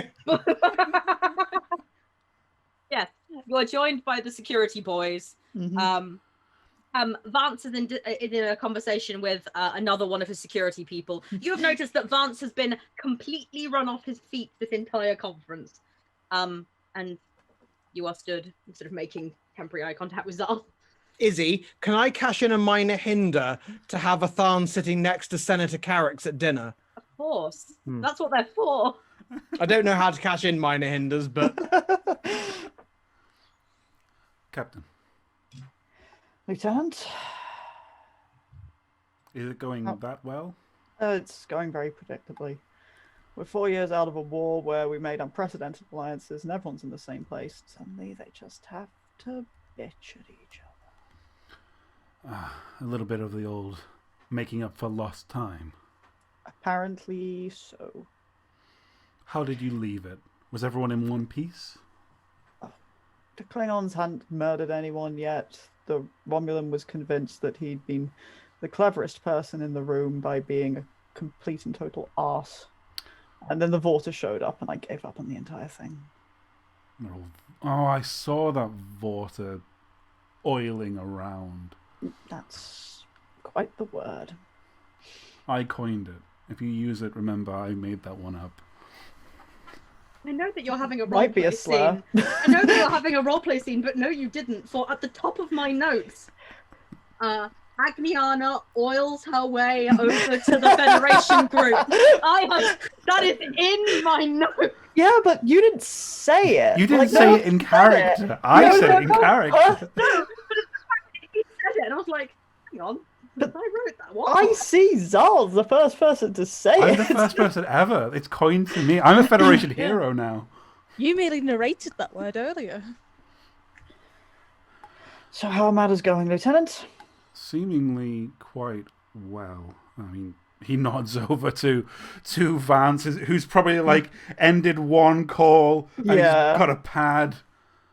Vance is extremely busy. As he should be. Yes. So I'm doing my best to take up the slack, as it were. Good. Just over Vance's comm, I'm going to now give Emily 3 seconds of Strange saying something panicked down the comm for Vance to hear, just to cut up their scene. Anything in particular No, that's gone wrong? just anything at all. Just Strange is in a situation, and we'll hear no more about it. Noodle story, this shit. In that case, Lieutenant Strange to Vance. Strange, go ahead. Vance, I think you're probably going to want to come and have a look at something that's going on up here. The Tholians are doing something extremely weird up here. Tholians, is this even weird by Tholian standards? Do we have... No, it is weird by standards? Tholian standards. That's the point where it's not an engineering problem. All right. I guess I'm on my way up. Well, not only an engineering problem. I'm on my way. Literally, the door opens at that floor, and Vance just strides off, Yeets out of the scene. shedding 2 security staff as he goes. We see Tholians in some kind of ritual circle, looking skyward and screaming. We don't know what it is. We will never hear what happens. Well, if it's screaming, it's not a thing I can fix because, that's not a thing that metal and cyber stuff does. Electricity doesn't scream, therefore I don't understand this problem. Oh, Strange. Lieutenant Strange says electricity doesn't scream. What's wrong with it? It's screaming. If it's screaming, it's probably not electricity. If it's screaming, it's Vance's problem. If it's not screaming, it's my problem. Tell me when it stops Or possibly screaming. sometimes if it is screaming or isn't screaming, then it's an arcady problem. But that's a different kind of category altogether. And we're ignoring those problems for now. Somewhere on Ryza, Arkady sips a lovely tall cocktail. Captain, is there anything I can do to be better of use to you at this moment in time? It's a little early to say, Lieutenant. For the moment, I want to see the way the land lies. Have you seen Commander Talandra? No. All right.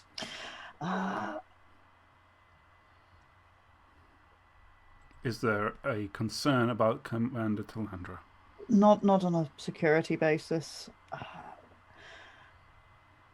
That's fine. Well, I'm trying to keep track if there's anyone we haven't yet taken the measure of. The Cardassians are here. Mm-hmm. The Bajorans are here. That's Lieutenant Cantos has ably dealt with that, I think. The Romulans are here. The Klingons are here. The Tholians are apparently here. The Vorta are here.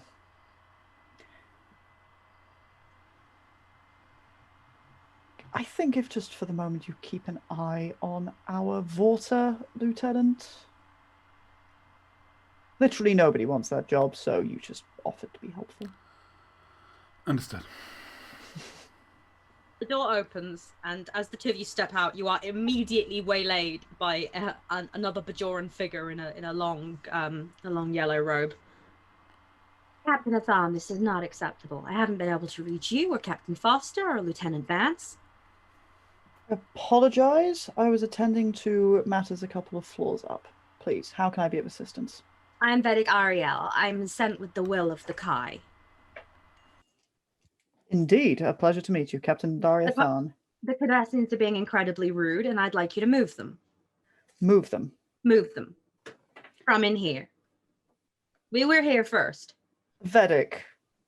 We are Federation members now, and if they're going to continue to be rude to us... Vedic.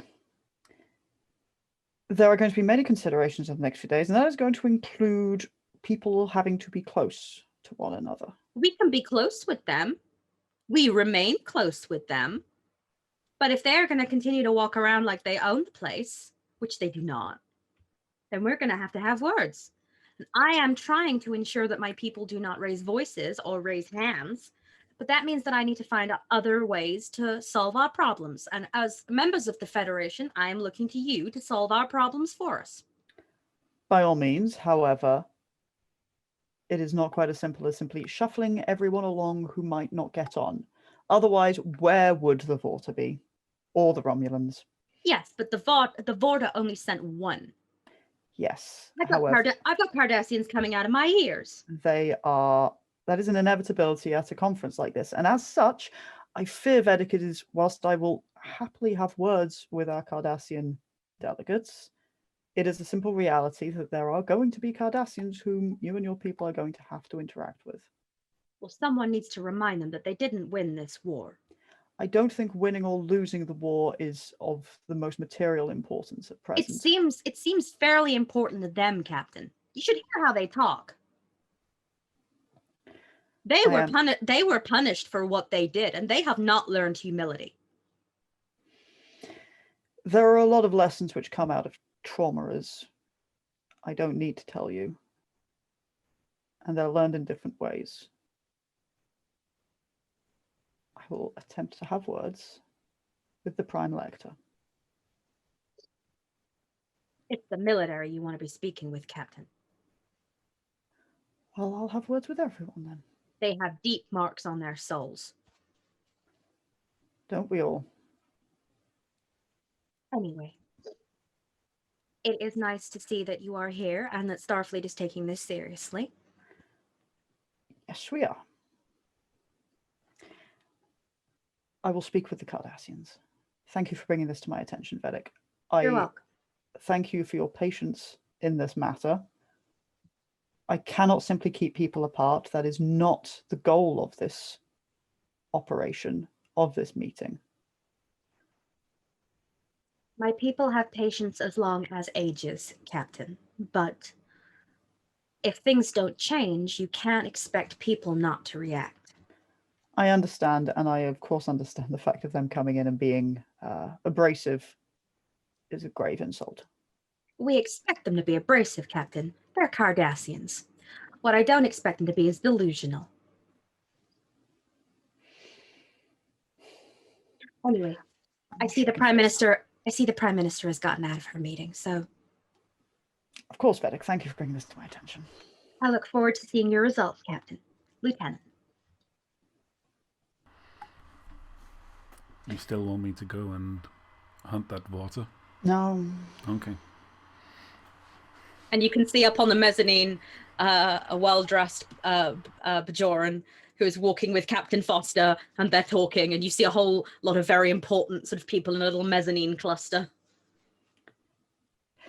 The thing which I enjoy about diplomacy is when multiple people come together and they all want something, and for that something to be something of substance, of gold. You don't usually get people coming together being like-minded or everything will be resolved. They have to want something. And I understand, of course, in diplomacy, people don't always come in and proclaim what it is that they want. But sometimes at delegations like this, not everyone is coming wanting something of substance, wanting something greater than themselves. Sometimes they just want to come and see. And those are the more dangerous people. And those are the people for whom I have very little patience. And this is not the Cardassians. The Cardassians have things that they want. I was about to say that surely there are far too many Cardassians for them just to simply be wanting to see. I'm not worried about the Cardassians. I think the Romulans will happily go right back behind the neutral zone and lock themselves back up if they don't like the way things go. And if they do like the way things go, they'll turn it in some way to their advantage. The Romulans have played the Romulan game, the one where they don't lose. Mm. And similar in many ways with the Vorta. We are not about to start prowling around the Gamma Quadrant, and if the Dominion so much as rattles its sabers, we are not going to press the issue. However, if the Alpha Quadrant remains weak, if it remains divided, who knows what they will do next. Their agenda is to watch and see what is in it for them. Bajor come with lofty goals. Cardassia comes with, I'm sure, lofty goals. I even have more truck with the Klingons. They have accepted that they have a place in the Alpha and Beta quadrants. But there's a human term for it. Peanut gallery. Mm. What are the peanuts watching, Captain? I don't know. I don't understand it. I'm hungry, Captain. Hungry for peanuts. No. Go and get some peanuts, Lieutenant. As ever, I will keep an eye out. I'm happy to stick close with you. If Vance needs me, Vance can call. Let's stick with that for the moment. However, if I dispatch you for observing Romulans, observing the Vorta, it's simply because I think that your nature is going to be best suited to their jibes, and you are not of sufficient, and I mean no insult, significance for them to get much gain out of pushing the matter if you don't rise to them. Oh, no insult taken. That is entirely the place I am at my best. Mm-hmm. I'm going to go talk to some Cardassians. Where's my emotional support, Vulcan? And as you two have been walking and talking away from the turbo lift, you're taking stock of the room. You get a sense of the Bajorans. Kantos, you can hear Kantos's voice quite loudly, clearly telling a story, which you know is how they tend to draw in a group of people. And you sense with some delight that the crowd has Bajorans and Cardassians in it, who are all sort of bonded by this amusing human who is telling them tales. And there are a number of groups and clusters and people are walking and people are talking, and you're keeping in mind Captain Foster up there with the very important people, trying to get the mood of that. And you aren't sure whether it's Captain Athan or Lieutenant Zal who notice first. But a group of Cardassians are in front of you, who step to the side, and you see that they have only very briefly entered into conversation with the familiar outline of Lieutenant Commander Talandra. And in that group are Glyn Giathi and Legate Elrad. Oh, beans. And Oh, toots! and on that, I think we're gonna go for a quick break. So we're gonna go hydrate, go to the loo, and we'll see you back here at past for the dramatic conclusion of. Bye. What up, everyone? We're back. That was more energetic than I meant it to be, but you know what? I'm sticking with it. Michael, I haven't said so far. I like your lighting with the pink and the blue. It's very nice and very gay, which is why we like it. Welcome back to part 2 of episode 1 of episode 9 of the USS Iskandar, the politics of peace. I fucked it up. Start again. Just roll it from the top. James, edit this bit out. James, could you edit this bit out, please, James? Where we see the assorted crew of the USS Iskandar as the diplomatic Incident. barricade, or like the palisade of diplomacy, in which all of the Alpha, Beta, and parts of the Gamma Quadrant have come together to talk about post-Dominion War politics. It is going, as you can imagine. Captain Athan is here as effectively the second to Captain Killian Foster, who is spearheading the higher-up talks, which means that Captain Athan doesn't have to negotiate with a bunch of presidents and archons and such. But it does mean that she has to clear up all the messes left in the wake of all of these different groups and nations coming together. Oh, that means the senator's just a shitty rando, isn't he? Really. Yeah, he might not be in the main meetings yet. For example, you know that the Vorta wasn't in that meeting, which means Yeah, they yeah, weren't yeah. big meetings. I think it was more just the besties going to get together and have a bitch meeting. But unfortunately, what you may have missed at home, for anyone just joining us who didn't see the start, I don't know who that would have been, but if you're here, so boo. What you missed is that the Cardassians are here, and the first lector, or effectively a civilian government leader of the Cardassians, is here. He has been introduced to champagne by Captain Athan, and that's great. Oh, also representatives from the sciences, the technologies, the military, and Legate Elrad, who is not explicitly stated, but is heavily implied to be the father of Gull Elrad, whomst we have not seen on screen for some time, but last heard from in the form of a letter written via a trusted friend before possibly or potentially or now confirmed by the first lector to have been put in prison. Captain Athan spent much time looking for her second in command to inform her of the situation. And she and Lieutenant Zal have come out of the turbo lift from several diplomatic situations to see Talandra talking with Glyn Giathi of the Trador, a couple of other Cardassians, and Legate Elrad. You can see only the backs of the Cardassians, and you can see that Talandra's face is, of course, completely impassive. Hey, I can't read this situation because I can only see Talandra's face. And yeah, there's no one is active. No one seems to be talking aggressively. In fact, it seems like Giathi is doing a lot of the talking, and as you approach, because they are sort of standing slightly to the side, Giathi's face looks increasingly uncomfortable. Neat. And that's why we arrived when we did. Good day, Legate, Commander. Glyn Giathi, it's good to see you again. I think we've only Wonderful met in to see you passing too. before. How is the Iskandar at the moment? Gander is very well. Thank you for asking. Everyone is very eager to be involved and helpful for the coming days. How have you been? Oh, excellent, excellent. We've been traveling around, obviously assisting the legate and the military and preparing for the conference. Of course. How have your crew been?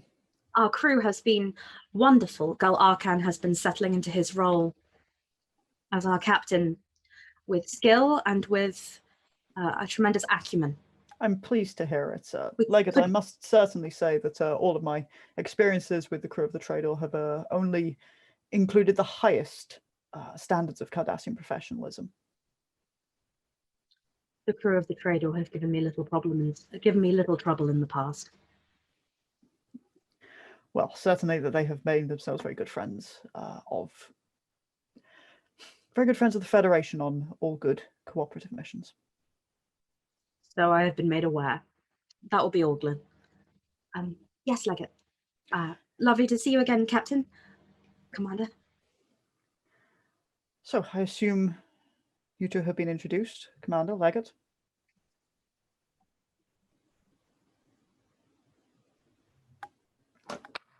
Imagine being that committed to your role play that you need to beckon the spirits in and then charge them in your own face. Like, this is what Izzy has to do before we go live every time. It's the only way she can get into character. Really upsetting, actually. to watch. It is quite like, this is quite a toned down version. Normally, yeah, exactly. It's a 20 to 30 minute of Izzy just kind of getting into the zone. Speak- There's a Speaking in lot of tone. atonal chanting in the build-up. I can say that. The lights flicker, and we can see that neither of them are near the light switch. It's bad. Like, not even just Izzy's lights. Our own lights flicker. We're not sure how she does it. Our new neighbors complained. Yeah, their whole house shut down for a second. First of all, go fuck yourself, all of you. Secondly, who else? What other GM doesn't have to channel dead crazy people in order to get into the zone? I don't understand. True. Don't know what you mean. No, what I'm actually channeling myself for is to play two characters that don't do a lot of facial expressions. Golluming to the max. We've been introduced in passing, Captain Athan, but I understand that the Lieutenant Commander is your first officer. This is Lieutenant Commander Talandra, First Officer, USS Iskandar. Commander, this is Legate Elrad. It's a pleasure to be formally introduced, Legate. Now, Legate, I must say, I'm very gratified to see the presence of the military here. Certainly, however, I think that it might be advisable to encourage a certain amount of circumspection from some of your soldiers. I think I understand soldiers have a very upfront way of doing business, and that is absolutely what they're trained for and what I would ask of them. But I think it has possibly stepped on some of the sensibilities of the Bajoran delegation. I am sure the Bajoran delegation is robust enough to listen to soldiers talk, Captain. I'm sure they have, but certainly we can make minor concessions simply at this early stage while everyone grows accustomed to one another's presence. I'm certain that our concessions will be quite enough as they are, Captain. That may be as it is, but I'm sure it would make us as the guests, as the hosts, feel rather more comfortable if they possibly took their conversation elsewhere or toned it down. I'm sure it can be seen to, Legate. I understand your meaning, Captain. Tell me, where shall we move to? Perhaps upstairs with the Klingons? I'm sure this room is big enough for everyone. That is what I was led to believe, Captain. Yes. Come now, Legate. I think that we are all quite attentive of the reason why there would be tensions between your people. I think that we can manage to simply check our words a little. After all, that's what a diplomatic conference involves. Of course it does, Captain. I'm happy to talk to my people, but I've made it very clear to the Bajorans that obviously we're going to just have to get along. Both sides will, no doubt, have to just adapt. adapt. That is quite a word. Adapt. And what is this new world that we are being expected to adapt to, Captain? Well, One where our side of the galaxy, our side of the quadrant is ruled by the Bajorans. Oh, Well, no, right now, Legate, it's asking that we can all be civil in the same dining room. The Bajorans are loving this, you know. I don't think that they are. No, Legate. they're loving this. A chance to lord it over us. Legate, I'm glad to see they're settling in well to their place in the Federation. I will have a word with my people, Captain. Thank you, Legate. I beg you to keep yours in check. If you have any concerns, please bring them to me, Legate. He turns on his heel and walks off. Commander, Yes, Captain. I'd attempted to find you ahead of this to notify you so you weren't taken unawares. I understand, Captain. Lieutenant Casey ran up to me quite breathlessly not long before I arrived here looking for you. And I did not leave him with a message. He said it was very important, Captain. I think he possibly read a little more into the situation than was perhaps warranted. I do not understand what the pressing concern was, Captain. Not necessarily pressing, Commander. I just simply would have wanted to have you forewarned of the presence of Legate Elraj before you ran into him suddenly in the middle of a crowd. I appreciate your desire to spare my feelings, Captain, but I assure you no harm has been done to them or to me. It was interesting to meet the legate. Mm-hmm. But I do not intend to let personal feelings get in the way in any sense in the diplomacy or purpose of this mission. I understand. It's just sometimes easier to make sure that happens if we manage these things. While I may have appreciated a few seconds' warning, Captain, I have adapted. Situation is done. Quite. Very well. How have things been in here? I have been attempting to appraise myself of the various layouts of the factions that have formed in and around the 3 quadrants. I have mostly been interested in the smaller client nations who are concerned about the Romulans closing their borders again. What's the problem for that? The problem for that are the worlds on the borders with Romulan space. Up until this point, bordering the neutral zone has been less of a frightening wall, more of a curtain of silence. They are concerned that if the relationship between the Federation and Romulus turns sour, that their position is more precarious. That is a reasonable concern. My take is rather more likely that the worst case scenario is we return to the Cold War status of 10 years ago, but these things can escalate. Of course, Captain, but it takes much longer to thaw than it does to freeze. It does. Any indication from them of what the Romulans have been about? Very little, Captain. Well, I won't ask you to go dig that up. If you need me to speak with the Romulan delegation, Captain? Don't require that, Commander. The Romulan delegation seems to have come to play, and I just don't think that would help. I have also heard concerning rumors, Captain, of violence on the border with Cardassian space. Amongst? Unknown, Captain, but many instances of disrupted shipping routes. We could really do with a friendly Cardassian about now. Might have to try to talk to Glingiati. Their pride is going to be a problem. Indeed, Captain. They're on the back foot. It's inevitable that they're on the back foot. They're shortly out of a devastating war and near genocide. And as the Bajorans have inferred, the Bajorans will read the worst of it, but I don't think that they're entirely wrong if their read is that the Cardassians are trying to press on as if nothing happened, as if nothing has changed. It is at least refreshing, Captain, that members of their civilian government are here. Yes, that is a good sign. At least Prime Lector Cal appears prepared to talk. Very well. Is there anything else you are interested in finding out about, Captain?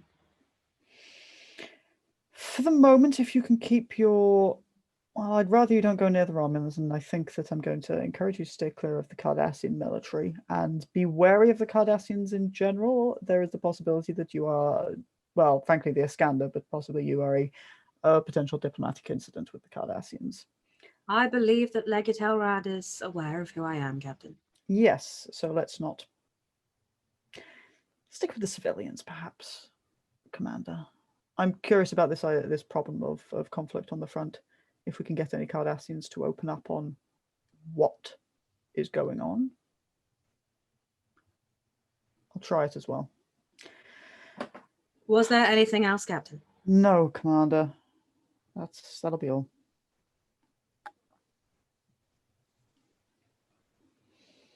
Thank you, Captain. Carry on. And Athan, for a brief moment, is alone in the center of the room.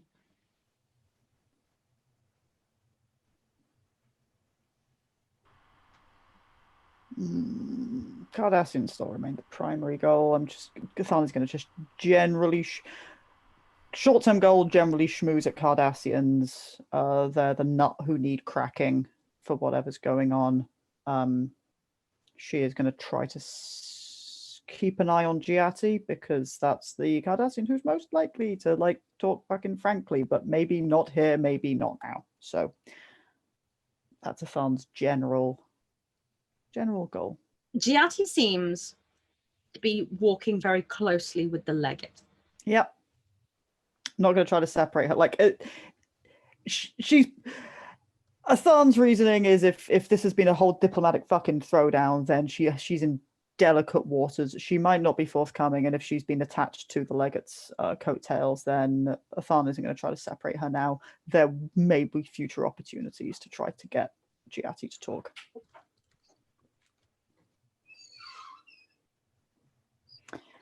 This could be a point where Cantos breaks off from story time over on the part of the room that they're in. I love it. And comes over to check in with the captain. Lieutenant. Captain? How are they doing?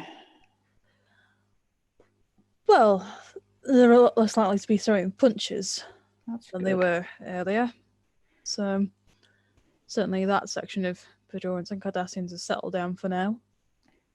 I'm going to ask you to try to keep this up. There's a multi-pronged advantages from your personal approach, Lieutenant. One, obviously, it diminishes the chance that they're going to start throwing punches, keeping the Bajorans happy and content. Two, if you can make them forget for a moment that they're bitter enemies with decades of torment, I was going to say upon one another, but that's not fair to the Bajorans, then frankly everyone can laugh at something. That might make us remember that we're all living beings. That's a good start. That's common ground. That's a chance for them to learn how to coexist. Also, I expect as I was just talking to the commander, I expect the Cardassians to be a bit of a brick wall. I think that they're not going to... More so than usual? They appear to be taking very much a stance of being too proud to admit the fact that they're currently being gutted. Right. I see. So I think we might be getting information out through more personal avenues for now. Okay. So if I can ask you to... Do you want to go butter up some Cardassians? Butter up some Cardassians. Rumours of violence on the borders with someone unknown. So that might be a great chance to drink with some soldiers. I might go and find me some soldiers to go drink with. Any other news? Or anything you want to keep my ear open for?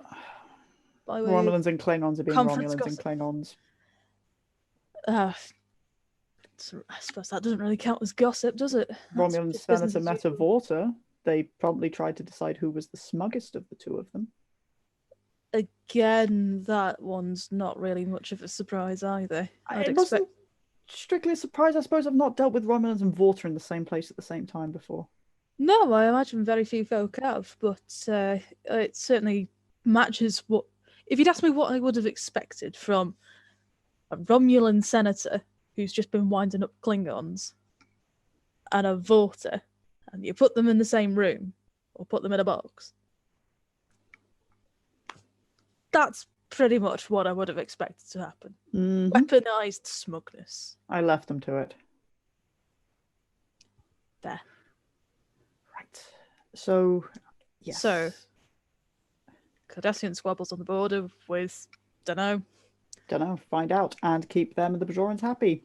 All right. Also, the Bajorans are entitled to be hurt about this, but they've come to this conference. You know, everyone's going to have to accept that if they've chosen to come to this conference, they're just going to have to. I can't believe I'm going to express the idea that they need to suck up decades of near genocide, but at the same time, they did come to this conference and they knew Cardassians would be here. There are other places they can express their discomfort with the Captain situation. Athan, Captain Foster. I do apologize for interrupting. It's all right. I wondered if I might have a private word. By all means, carry on, Lieutenant. Lieutenant? I'll leave you to it. Captain? Captain? Shall we By all means. more discreet? How's your evening? Oh, I met one of the Romulan senators. They're a Romulan senator. Which one? Carrick's? Carrick's. Oh, he's an interesting one. He's got some interesting views about Romulan's diplomatic position, shall we say. Such anything I should know? Let's just say that if in the next 20 years or so Romulus closes down all communications, he'll have voted for it in the Senate. Very well. Captain, I don't know if you're aware, we're supposed to have the Andorian speaker, Reverend Thorinos. It's supposed to be arriving at some point tomorrow morning, but we've actually lost contact with the USS Corvus in Cardassian space. The Iskandar's been retrofitted with a stellar cartography array. Yes, Yes. symmetric array. I wondered if you might discreetly try to Locate. find its transponder signal. Last time we had contact with it, it was in a place called the Miners in Cardassian space. They went to Cardassia Prime to pick up a Cardassian escort, and they left Cardassia Prime, and we haven't seen them since the Cardassia Prime listening post. I'm not worried about it in a high-key way, but there have been Talks of situations. violence on the border. Yes, well, the hope was that by having both a Starfleet vessel and Cardassian vessel, that might have calmed things down, but it could just be a simple case of they had to reroute for whatever reason. I'll have some long-range scans conducted by the Iskandar. I would appreciate it, Captain. Well, the Cardassians aren't being forthcoming? To be honest,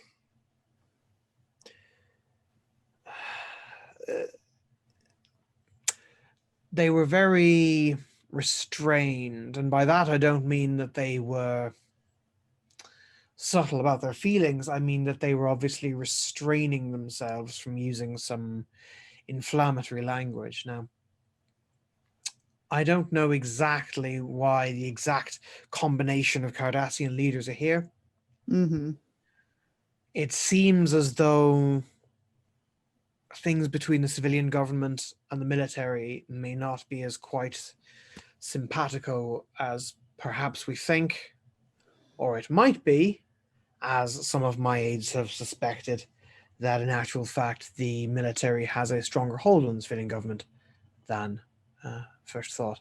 That's not really our job to decide, but knowing more would certainly help us decide on a diplomatic posture. For now, let's just say there are tensions. I had been unaware of the identity of the leader of the Cardassian military representative, but it appears to be one Legate Elrad.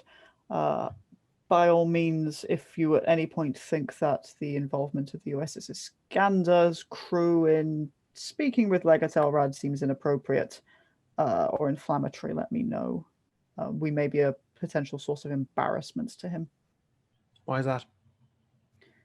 Would appear that his son Gul Elrad has indeed, as we had suspicions, been imprisoned after the Wayfarer incident. Ah. Well,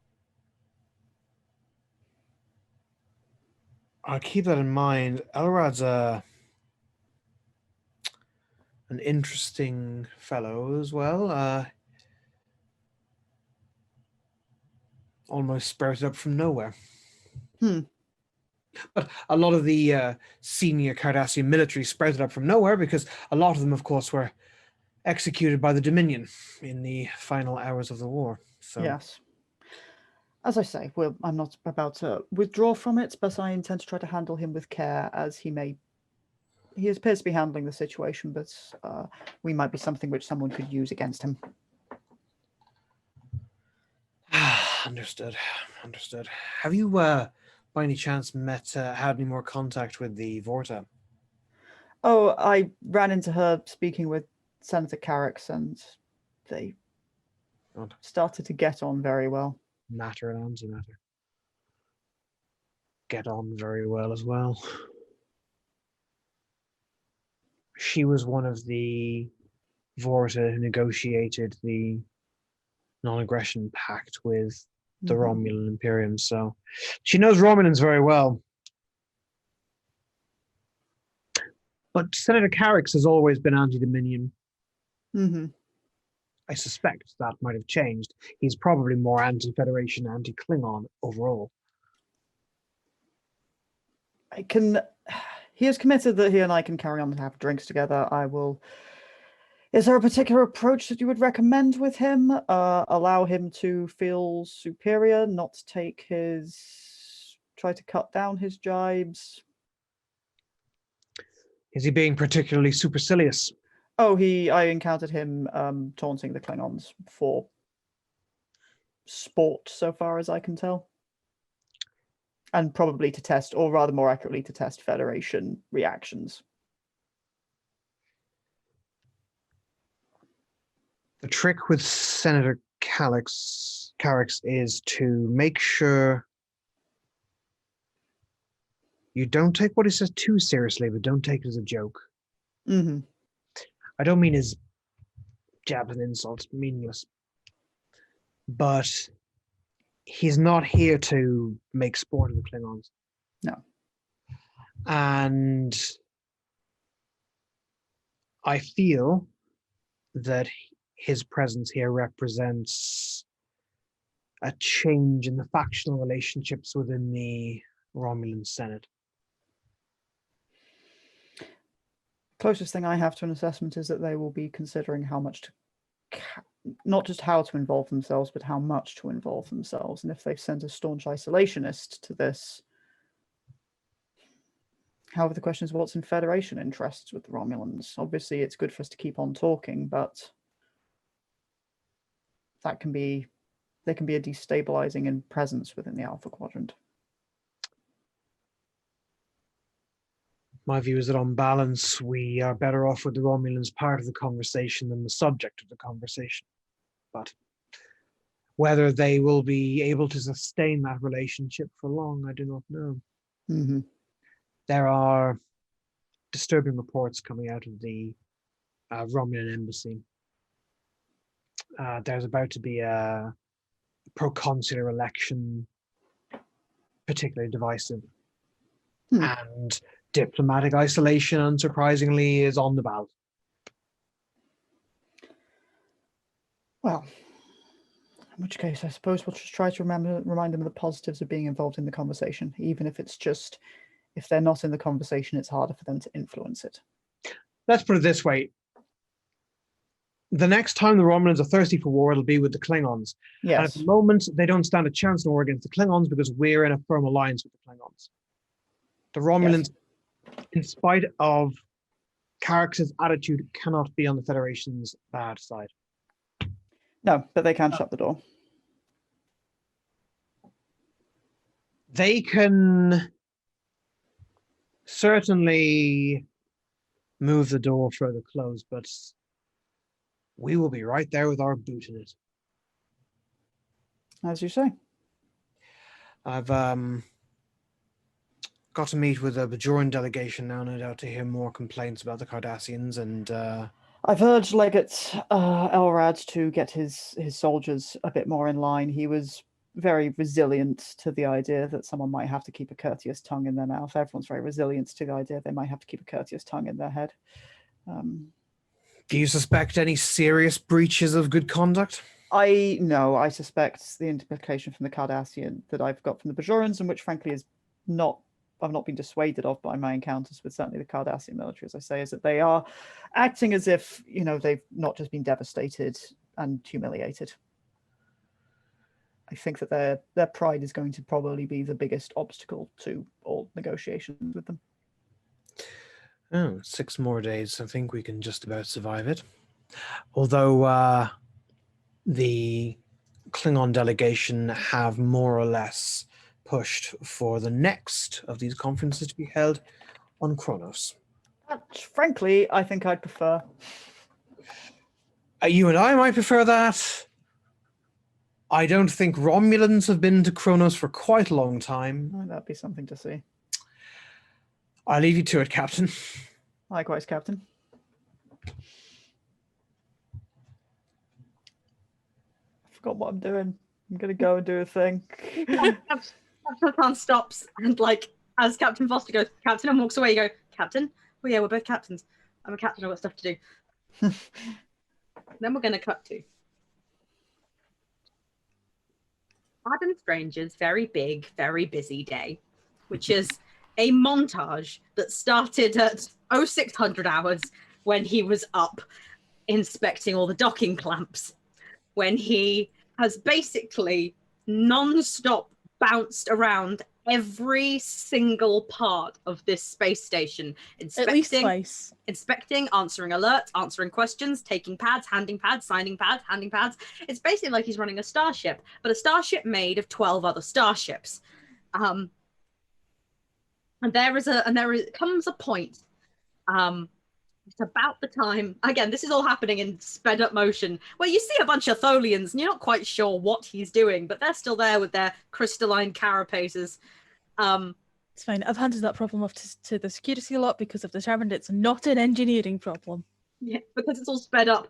You hand a pad to Vance, who hands it back to you, and you hand it back to Vance, point at something, the security detail go off. And we just about see Lieutenant Strange at, I think, 1100 hours or whenever we are at the conference, leaning on, he can't go and sit down because the conference is full of people sitting down, leaning on a surface, holding a mug of tea and taking his first breath of the day. And we hold on that moment for maybe 3 or 4 seconds before we hear behind him, "Excuse me, Lieutenant." Yes, how can I help? "My room is unreasonably cold and noisy. I was told to come to you about it." Of course.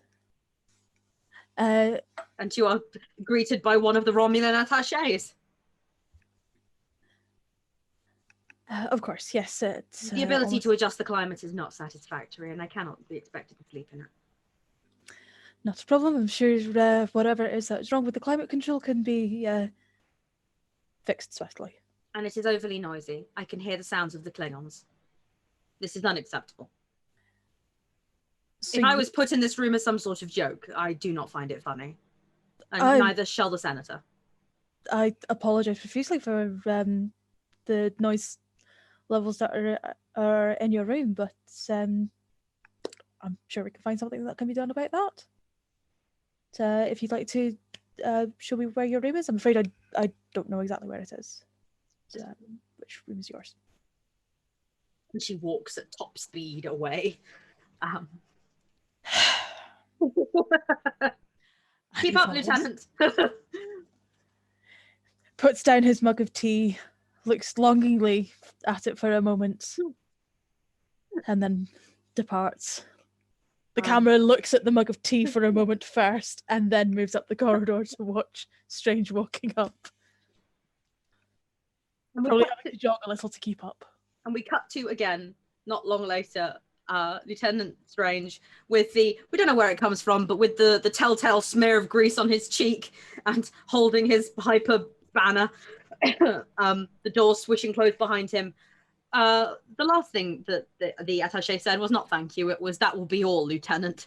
And Strange keeps the you're welcome for when the door closes behind him, but it was barely. He doesn't even, he goes out the door. As he steps out the door, there's the that'll be all. Door closes. You're welcome, attaché. Anytime. And as you turn to leave the habitation ring, you are almost bodily knocked off your feet by a hurrying civilian, not in a uniform, in the clothing of an everyday person who barrels fully into you and knocks themselves completely to the floor in the process. Whoa. Oh, are you all right? Prophets, I'm sorry. Yeah, I'm fine. Sorry, I didn't see you there. God, are you Prophets? Are you okay? I'm all right. I'm all right. Do you need a hand up? Thanks. And you help her to her feet. She's when I say older woman, I mean like, late 30s maybe. She's dressed in the manner of the Bajoran government. She's carrying about 2 pads under her arm. She is quite clearly Bajoran. This isn't my floor. Oh God, I've knocked your pads everywhere. I'm sorry. Hey, it's all right. And Strange will go down to pick up his pads. And I think you probably do the sitcom. Oh, my baguette, my oranges. They both reach for the same pad at one point while trying to pick them up. You were reading Principles of Engineering too? No. Hi. I'm sorry. I was in a rush to get somewhere, and you know what they say: if you in a rush, then you never get anywhere. Yeah, well, it's all right. No harm, no foul. Just maybe you need to. You're with Starfleet. Yes. Yes. Lieutenant Adam Strange, USS Iskandar. Oh, Lanx Narilla. I'm with the civilian government. Not civilian government. We're all civilians. I'm with the government. Bajoran government, obviously. Of course, yes. I mean, maybe. I mean, we're Federation now, so maybe I'll get a. You must be rushed off your feet. I'm sorry. I've taken up too much of your time. No, it's all right. You've caught me between jobs, so. You engineering. You probably aren't getting a lot of rest. Yes, they are. Looks behind towards the door. Certainly keeping me busy. A lot of broken sonic showers. Broken sonic showers, broken climate control, Well, all the usual stuff. It's very important. The Cardassians need it to be just moist enough they can not hear themselves complain. I was gonna go get a cup of coffee if you want a break. Sure, why not? It's certainly fascinating, all these people coming together. I never expected I'd have I'd be surrounded by so many different types of people. Yeah, certainly a lot more parties come and go along to this conference than I might have expected. Well, I mean, I guess you joined Starfleet to see the galaxy. I've never left. But you don't always expect all of the galaxy to be in the same place at the same time. I guess it makes it easier, though.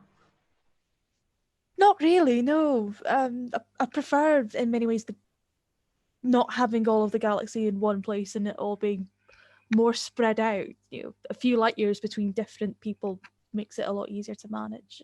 I I guess we should be lucky then that I have schematics and you have sonic showers. Yes, I definitely prefer dealing with the sonic showers to dealing with the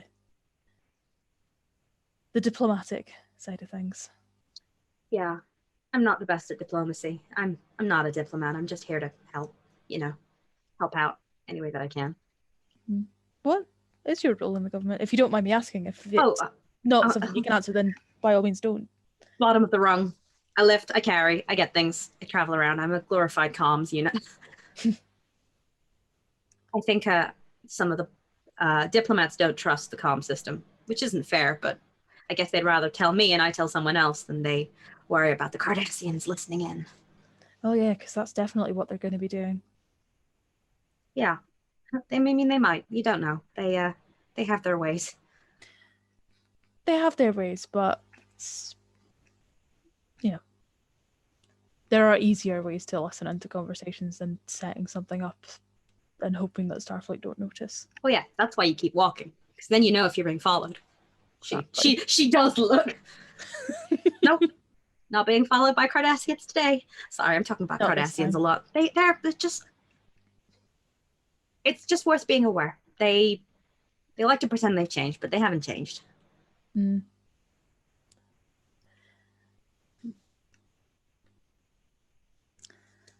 Well, that's why I'm up here. The Cardassians on the other side of the wing, and I wanted to come and get a bit of a break.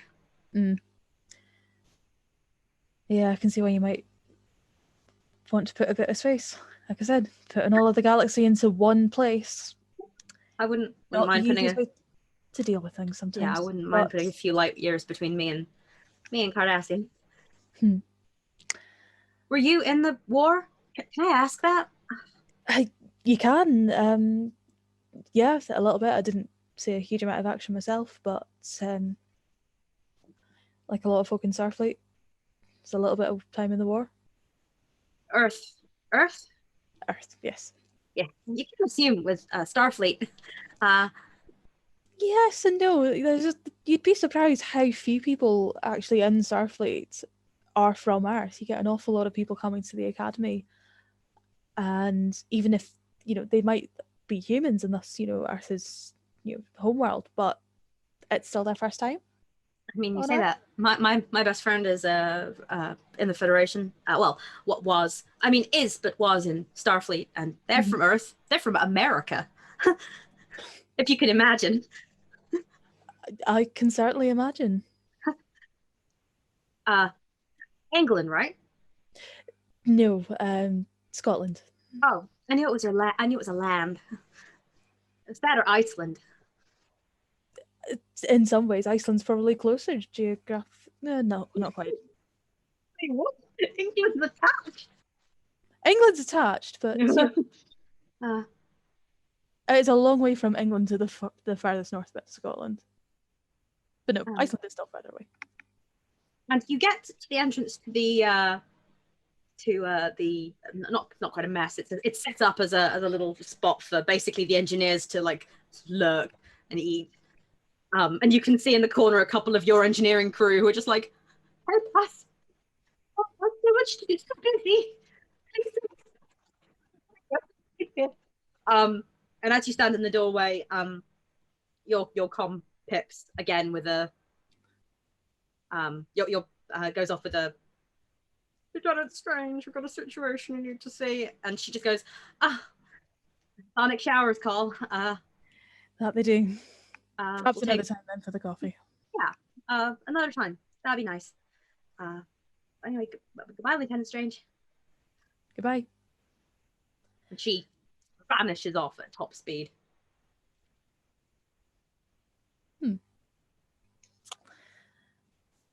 And Strange will answer the comms badge.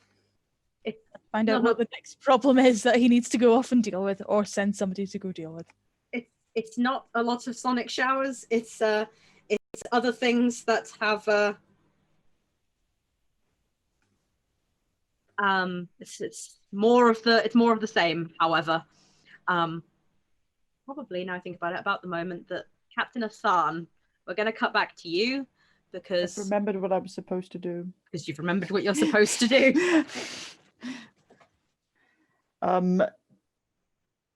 Like at this point, is Athan more likely to just like get whoever the Tarek?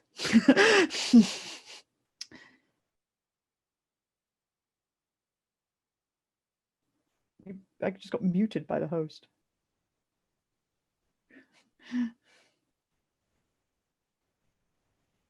I think the batteries are going in my mouse because it took me a long time to do that. But yes, Find Tarek somewhere is private, yeah. Tarek is in charge. Find somewhere private. Athan to Iskandar. Iskandar, go ahead.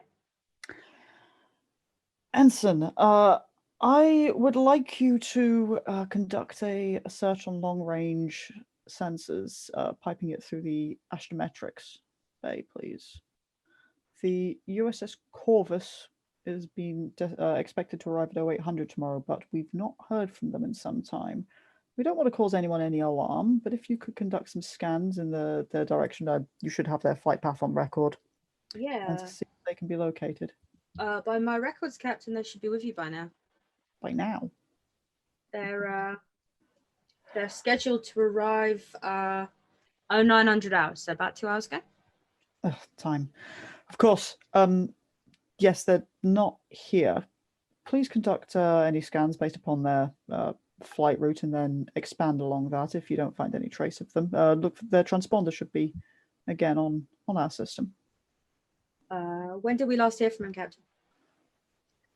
They left Cardassia Prime at, that should again be on the flight route, and since then we've lost track of them. I'll see what I can do, Captain. I'll be in touch. Thank you, Ensign.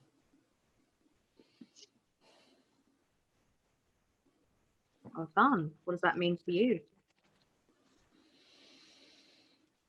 I feel like this is a test. I think that's the job done. Athan is going to.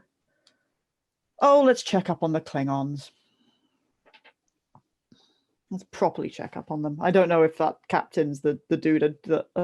Assuming Athan has some concept of where and whomst to examine. There are a bunch of different Klingons here. As you know, the Klingons have they're all the various houses that all have power and authority in their own way. Representatives of the Chancellor have come. The Chancellor himself has not come because I'm not J.G. Hertzler and I never will be. No. Much as I might try. But you are probably aware that up top they are of equalish standing and have come to diplome. Anyone Athan knows amongst ideally Great House's representatives? You happen to know that most of the great houses are represented. Some Klingons you even know from your time doing diplomacy. I would like to try to track down a Klingon that I know. Well, you head up to where you left the Klingons on their own mezzanine. You know what? Is Casey around? I'll bring Casey. Let's bring Casey, boy. You basically turn around and go, I'm going to find the Klingons. Yes, Captain? Yes. Lieutenant? What's about of events? I'm going to go catch up with some of my old Klingon comrades. You want to come along? Oh, certainly, Captain. Right, by all means.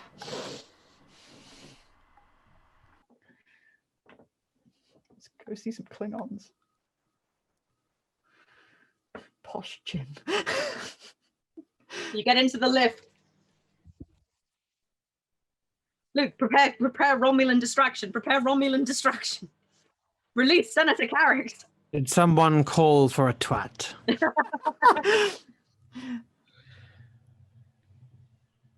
Mike's died. He's just Did dead. someone say swift wind? Nobody did. No. Why would anybody have said that, Senator Carrick? Please go We away. go to where all the Klingons are, and Carrick is still there, just like giving them shit. Like, no, this is how we engage. For fuck's sake, It's a rap battle now. not be a twat for 5 minutes. Carrick, such a wonderful Carrick. So you are in the lift on the way up with Lieutenant Casey sort of bouncing next to you with his little excited, I'm meeting Klingon. Gotta go see the Klingons. Gotta go see Not the briefing Klingons. him on this because, frankly, Klingons just need to be experienced. Gotta go see the Klingons. And also, I need some joy in my life.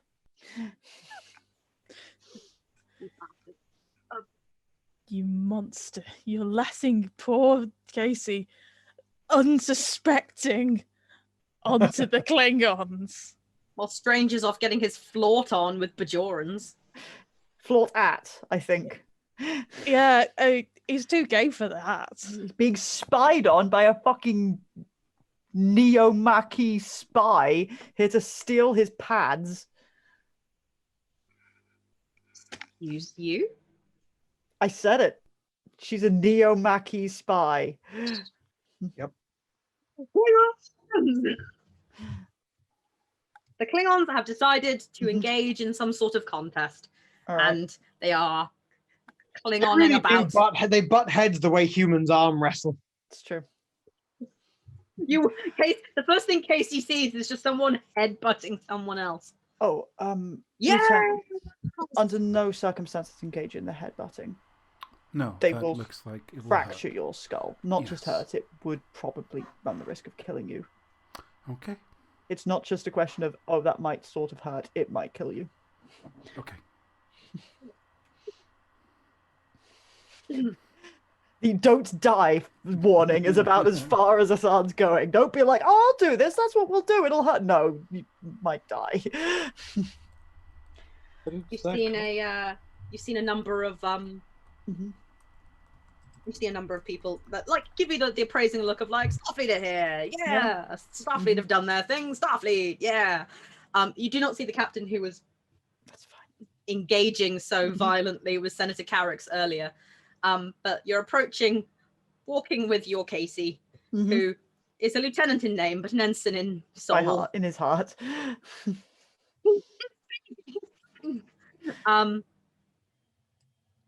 Watching as the Klingons are very sort of loud and ebullient with each other. And then just a voice rises above the ones around them that just says, Nadari! Here we go.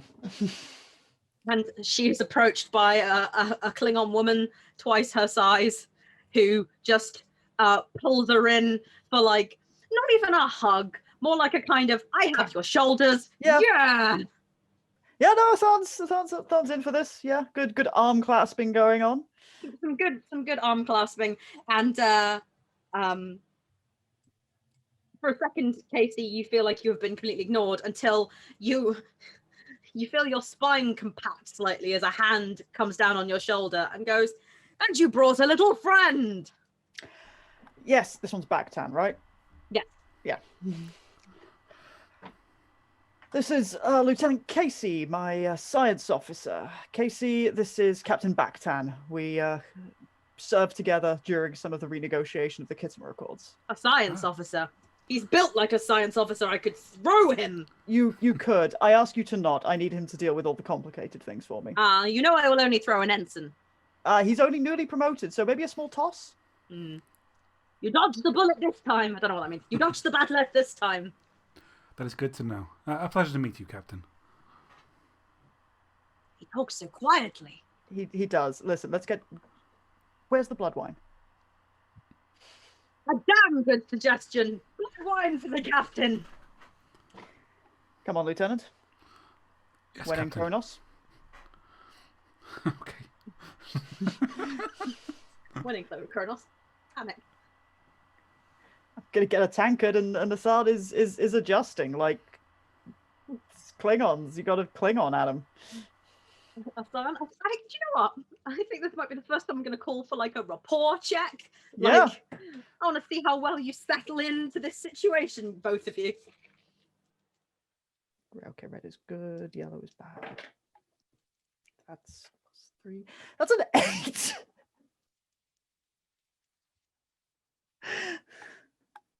Captain Thun drinks the Klingons under the table, Fan sits up on the back of the throws chair. their captain across the room. Hold the tankard. Like someone goes to give her a friendly headbutt, she definitely avoids it, and they crack their head on a pillar, and everyone thinks that is the best thing. What did Casey get? 4. Oh. That's 4. That's 3. That's 3. I was looking at the camera. I couldn't Chief tell. Science Officer. Well, he's so good. He's so good at science. He doesn't need arithmetic. He's not Chief Maths Officer. Yeah, we left him on the ship because he's a nerd. Nerd. Yeah, Yes, I would think they find Casey's whole deal very charming. They think he's very quiet and they think he's very small. But he manages to not. The first thing is he takes a sip of blood wine and he doesn't flinch, and he finishes his tankard without throwing up. And when there's a moment of privacy to Athan, he just kind of very slowly puts his head forwards. He's like, "That hurt so much. That hurt so much." The trick is pacing it. You gesture a lot with the tankard. You talk with the tankard. You slosh it around a lot. It's a social gesture. You do not try to keep up with them. Okay. Your small boy needs more blood wine. Sloshing. That I do. The old slushing ball. Like, yeah, Athan is clearly a pro at this. There's a lot of gesturing. It gets spilt. She gestures. She looks as if she's drinking, but isn't. Like, Ghost Drink says something when she's halfway there. Absolutely is gets in the spirit of it without getting wankered because they're Klingons. Drinking blood wine is a social activity, and Casey, you are certain your shoulders are going to be really bruised because the amount of they've decided you're friendly, so they're not going to beat you up. They're going to be like, "Yeah, this boy, yeah, he's a good boy. Look at this boy. He's your boy." Oh boy, smack. I'm the finest boy. I'm the finest boy. He weeps into his tankard. It's more like when you have a dog at a party, and they're like, "I have no idea Who's a what's good going boy? on, but Who's a good boy?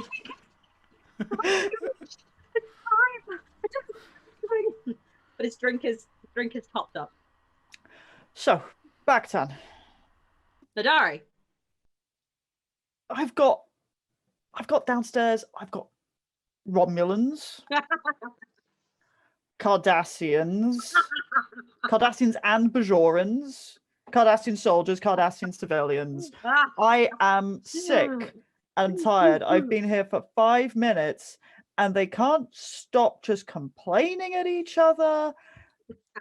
Why are they here? Why are they here if they're just going to complain at each other? You see, Nadari, here's the problem.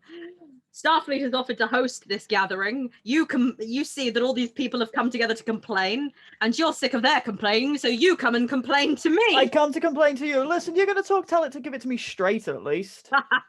What, am I now expected to go complain to the Romulans about you? But if that's what's going to make you bond, you know what? If you bond and you get on, I'll take it. I'll be the linchpin there. I would prefer to bond that Romulan to the hull of my ship. Oh, I can't endorse that. I'd like to see that.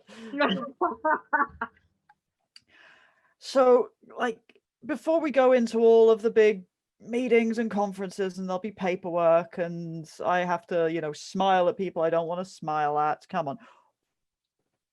What am I going to get from the Empire? What are you going to throw at me?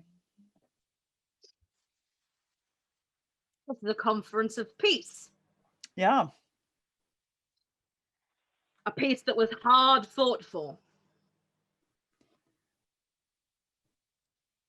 Your Federation has done much for the Empire. I do not believe the Chancellor is interested in breaking that peace. No. But it is not up to us, but the actions of those around us. I would feel so much better if we can maintain this peace with Klingon help. If it is a peace worth fighting for, it is a battle that is honorable for the Klingon people. But if the Romulans seek war, war they shall have. The Romulans aren't going to seek war. Our alliance is too close. They're going to possibly want to threaten it. I'm not as worried about I'm worried about the Romulans. I'm not as worried about the Romulans. My concern is Cardassia. The Cardassian military is a joke. It's a shadow of what it was. It is, but you know how when you've chased and hunted down a prey and got it into a corner? Oh, quite. We would not invade Cardassia Prime. No, but when they're in a corner is when they can be the most dangerous. Oh, they will bite your fingers. If they bite your fingers, you smack their nose. Yes, have you never hunted with a hunting animal before? Actually, no, I haven't. This is all metaphorical. Okay, fine. They bite my fingers. Those fingers are innocent people on the border.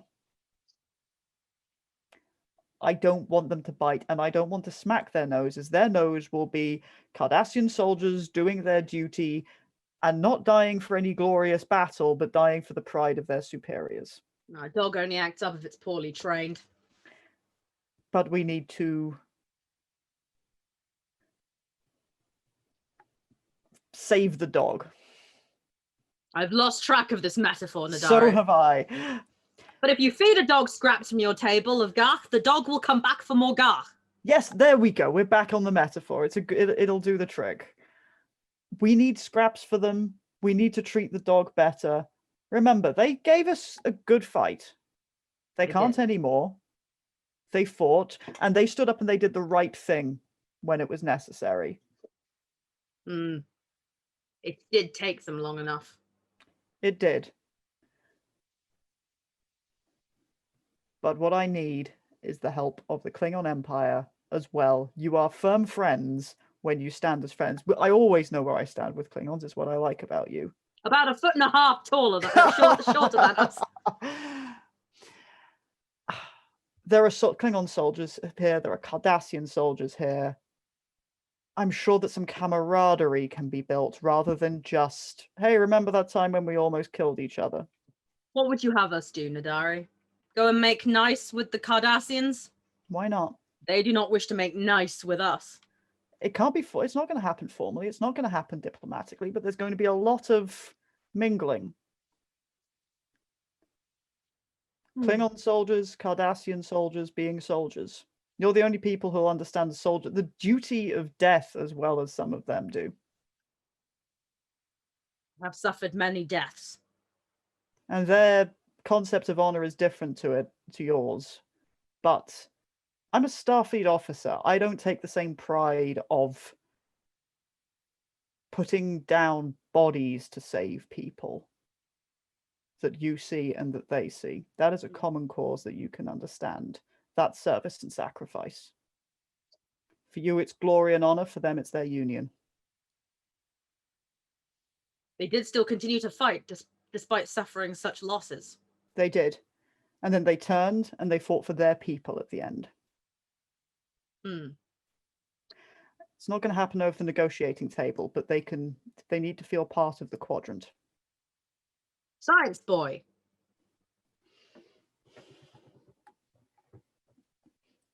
Yes, Lieutenant, you're being spoken to. Yes, forgive me, Captain. Yes. She leans forward and tops up your drink. What do you think of the Cardassians, boy?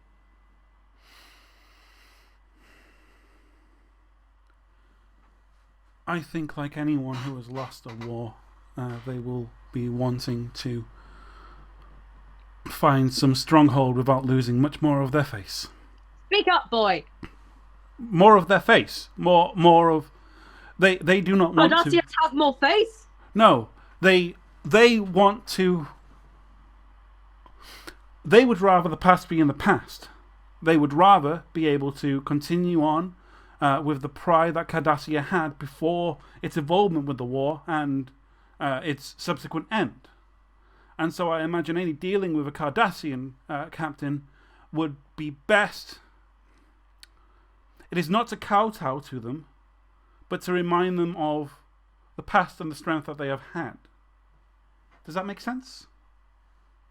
He uses 8 words when half will do. I've been told You liked them. I don't, no. No, nor I. Are you friends with any? No. But my mentor and the lieutenant commander of our ship has spoken well of some of them. And as a Vulcan, that becomes high praise. A Vulcan who likes Cardassians. Makes as much sense as a Klingon who likes Cardassians.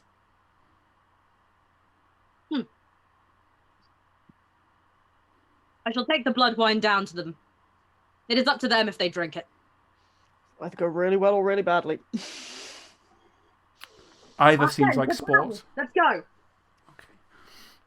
I suggest you tag along, Lieutenant. Okay. Captain, yes. Come on, science boy. You can introduce us to your Cardassian enemies. And we shall make them our enemies. Of course, Captain. I would like that a lot. He's trying to cut down his words. Have fun, Lieutenant. Yes, thank you, Please. Captain. Turbo lift opens and you just see Casey's face. Oh boy. I've done Klingons. something incredible. No, I've definitely done something incredible. Introduce us to your enemies. Oh no. We shall make them our enemies. But we don't get to see who Casey considers to be his enemies on Cardassia as Hassan's compings. Hassan here. Tarek here, Captain. Go on. I have a weird one. We've made contact with the Corvus. They're on their way. Oh, they were delayed? I mean, obviously they were delayed. Did they explain what the delay was? They didn't, Captain. Said their comm system's been damaged. I got a message from the Cardassian escort, but they were a bit cagey. What's their ETA? Couple hours? All right, keep monitoring them. Keep them on sensors. Let me know if they deviate from the flight plan, if anything strange happens. By all means, inform them that we can send an escort if necessary or any aid. But otherwise, just keep me posted when they're inbound. I'll let Captain Foster know. Ships are definitely on the flight path, Captain. That's good. Watch them. But thank you for checking, Ensign. No worries. Tarek out. I'm gonna pad text Foster the ETA. Like, he doesn't necessarily. This doesn't need to be a conversation. He's probably busy. Like, here's the details. Foster's having a cup of tea and gets Corvus inbound. Here's the ETA. It's not a cup of tea, is he? Because as we all know, anyone who's a human in Star Trek who is from a non-American culture can only engage in stereotypical behavior. He is having some fucking lamb stew. Okay. And a Luke Guinness. suddenly can't remember what it is Irish people eat, but I'm assuming some sort of... Yeah, no, hang on. Miles O'Brien was constantly going about lamb. Yeah. So yeah, okay. He's having some lamb stew and a glass of... Guinness. No, it can be tea. It can be tea. The Irish drink tea as well. I'm assuming they do. They do, and I think there's a bit of a stereotype about Irish people drinking an awful lot of tea, almost more than English folk do. So there you go. It can still be tea. Fantastic. So you get that message saying that the Corvus is incoming. Unsure, they'll be unclear of why there's been a delay. Cardassian escort contacted as well, monitoring their progress. ETA soon. Damage to their comms. Yeah, I guess Foster will just be all noted, etc. Yeah, we can make the scene. I just figured that there's not much to do. Iskandar here, Captain. Sorry? Iskandar here, Captain. Oh. Go ahead, Ensign. Follow up my previous scan, Captain. There's another ship inbound to our location. Identify. Has the codes for Planet Vandal. Moon of Vandal. Has the code for what? Pandoria. Andoria. Okay, sorry. Hang on, I'm going to turn off any background noise because I'm not hearing you well. Andoria. Oh yeah, you listen to music. I can't do that. I do. Codes for Andoria. Nah. Not scheduled to be on the regular, but we've got diplomatic codes. The coming in and docking? Requesting it. Very well. Approve it. I'll notify the captain and I'll come down to meet them myself. With a security detail. Estimated docking time about 20 minutes, Captain. Very well. I'll put together the team. And Athard will put the word out to whoever Izzy fucking thinks needs to be at this meeting at the docking. Yeah. Any crew of the Iskandar who are on board the station can get it. Casey is not allowed to be there because Casey has inebriated Casey.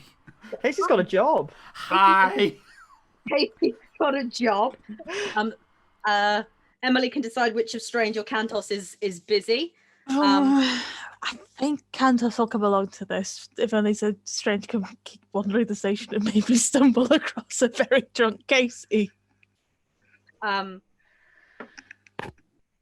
Captain Foster can Or more either be there Bajoran or spies. have handed over to Captain Nathan to deal with.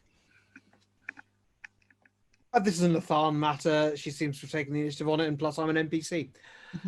Completely true, but you're an NPC PC. But Senator Carrick's is going to be, get the fuck out of here. Hello. Did somebody order a twat? Yes, right. Calandra can't be there, but Agniana would love to be. Hello. Yes. Water here. Hello. The door We'd opens like and to know what's going on. the door opens and she's there. Hello, I got on first. It's like a ceiling cat, but like a I'm in the vent. Hello, Ceiling Water is watching you diplome.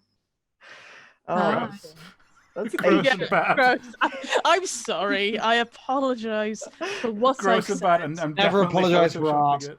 So yeah, That was a dart. so yes, you gather at the airlock. The captain is there. You have about 5 minutes. They're docking, but they're not allowed to be there. And you are immediately joined by Lieutenant Cantos and Lieutenant Zal. Thal has no reason to think there's a problem with Zal and Andorians. I don't know shit. Zal's an Andorian. These are Andorians. What could go wrong? Bit of an odd one, this. This ship has the appropriate diplomatic codes, but they weren't scheduled to arrive, so they may be a late edition. Any reason you All could think very of, organised Zal, gate crashes to for the party. Andorian diplomats to step in? Nothing that I've heard of. It's all right. Do we know anything about who was expected? I don't have the information. Okay. I guess we see. Yeah, that's I guess we see. more or less it. It's probably Oh. fine. We just simply make sure that they have a warm welcome, and if necessary, I may have to delegate to Lieutenant Zal to make sure that they can be bedded down properly and quartered. It shouldn't be a problem. Oh well. And you get a local ping through from Tarek, who goes, Captain of the Tishra ready to disembark, Captain. Very good. Let them through. Tishra. And the door swishes open, and three Andorians in the military garb of the sort of Andorian guard come out. And the one at the center is a shorter Andorian man with close cropped white hair and a sort of a very serious expression. And he steps out, clocks Zal, but makes eye contact with the captain and goes, Captain Shmerat the Tisra, Andorian homeworld. Captain Athan? Yes, Captain Nathan, USS Iskandar. Welcome. Your arrival was unexpected. I understand that. I hope it was not too alarming for you. Not at all alarming. I just simply wanted to make sure that you greeted appropriately so we can see what measures you need.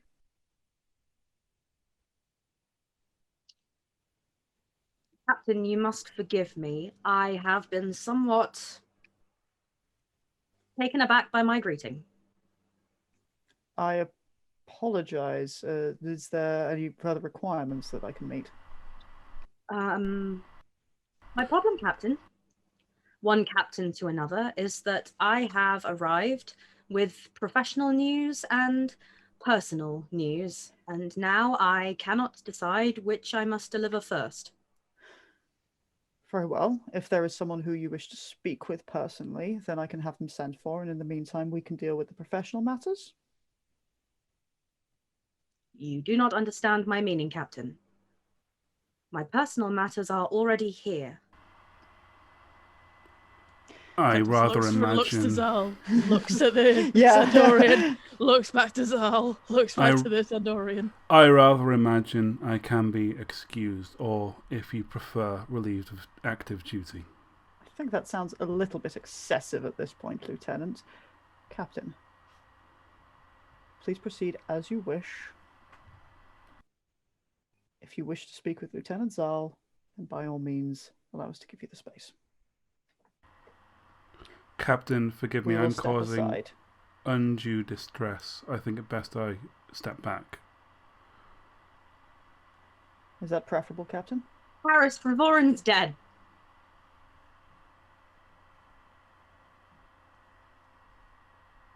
No. How? I didn't want to be the one to tell you. We sent you a letter. It probably has not reached you yet because we came immediately.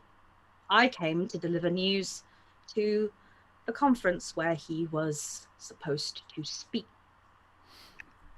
I had not even been aware that he was supposed to be speaking here.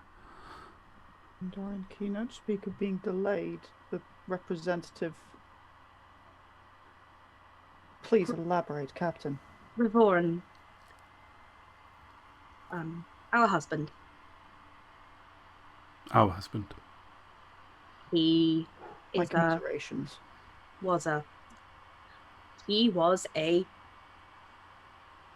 is a diplomat. He had come to speak. He was traveling with the Cardassians. He's travelling aboard the USS Corvus. Yes. USS Corvus is inbound and will be arriving within a matter of hours. We had lost direct contact with them. They did not inform us that the delegate that they were bringing that anything had befallen them. However, I will ensure that they are met and people are informed. Please. We received an emergency transmission from Cardassia Prime. Lieutenant Kantos, can you please arrange quarters for the captain aboard the station?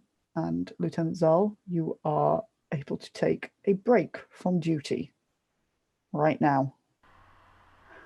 Captain, I will make what engagements I can to speak with the Corvus. Is there anything else that I need to know at present from yourself? Otherwise, I will consider our professional business resolved for the moment. I hold the Cardassian suspect in this matter, Captain, but I have no proof. May I ask more specifics of the Cardassians? I was told only that they stopped and made an unplanned, unauthorized stop on a Cardassian outpost where there was an accident and he did not come back alive.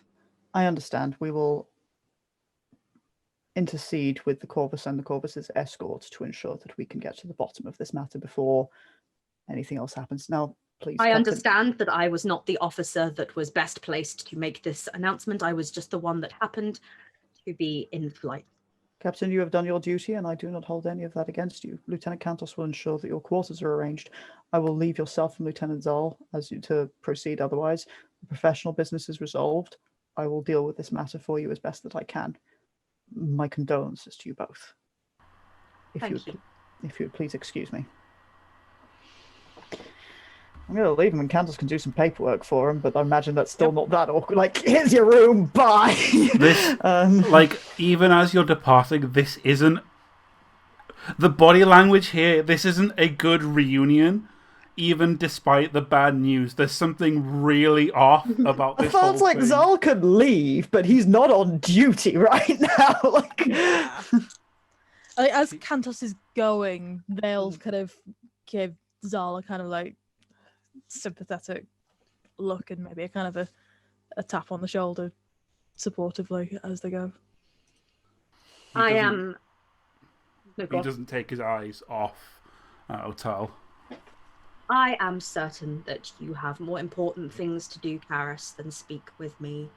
Perhaps, therefore, we can process our grief in our own time and speak over dinner, perhaps in a day. I was not expecting to see you here, and I am wrong-footed by a mixing of personal and professional feelings.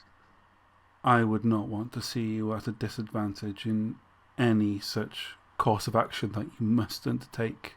Nor I you. It seems that you are working, and this was not a good time for this news. I apologize. There would never have been a good time for that news. Ideally, you... however, I am the better messenger. Yes.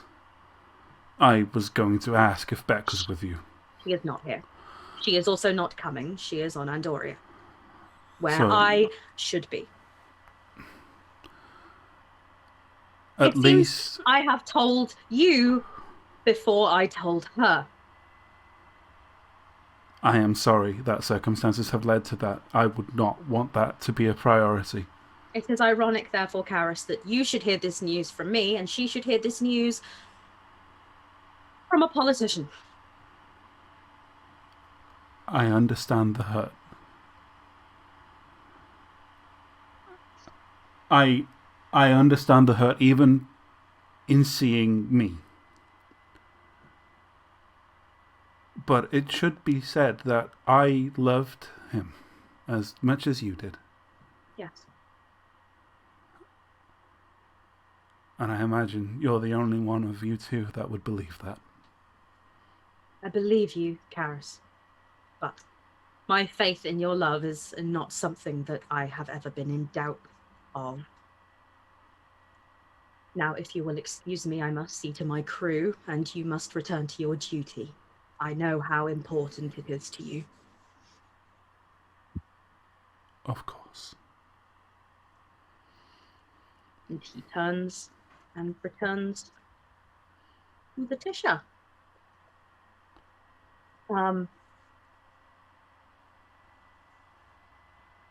And as we pull back on Paris, we sort of see wordlessly the news of the death of a diplomat go through the relevant channels. We see Captain Athan talking with Captain Foster. We see the other members of Starfleet around discussing. We probably see Kantos like with Strange and Vance. Probably like we can tell that they are relaying what they heard, but like not in a kind of gossip way, just in a sort of this just happened. And we see the news reaching the Cardassian First Lector, who is sat having a drink and is whispered this news by some Cardassian who must have heard it from someone who heard it from someone else. And an imperceptible look crosses his face as he just nods.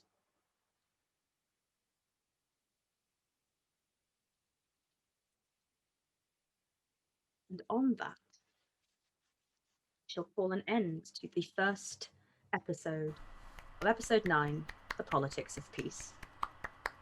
Was anyone else imagining the First Lector reading a book to school children as his aide whispers and he goes,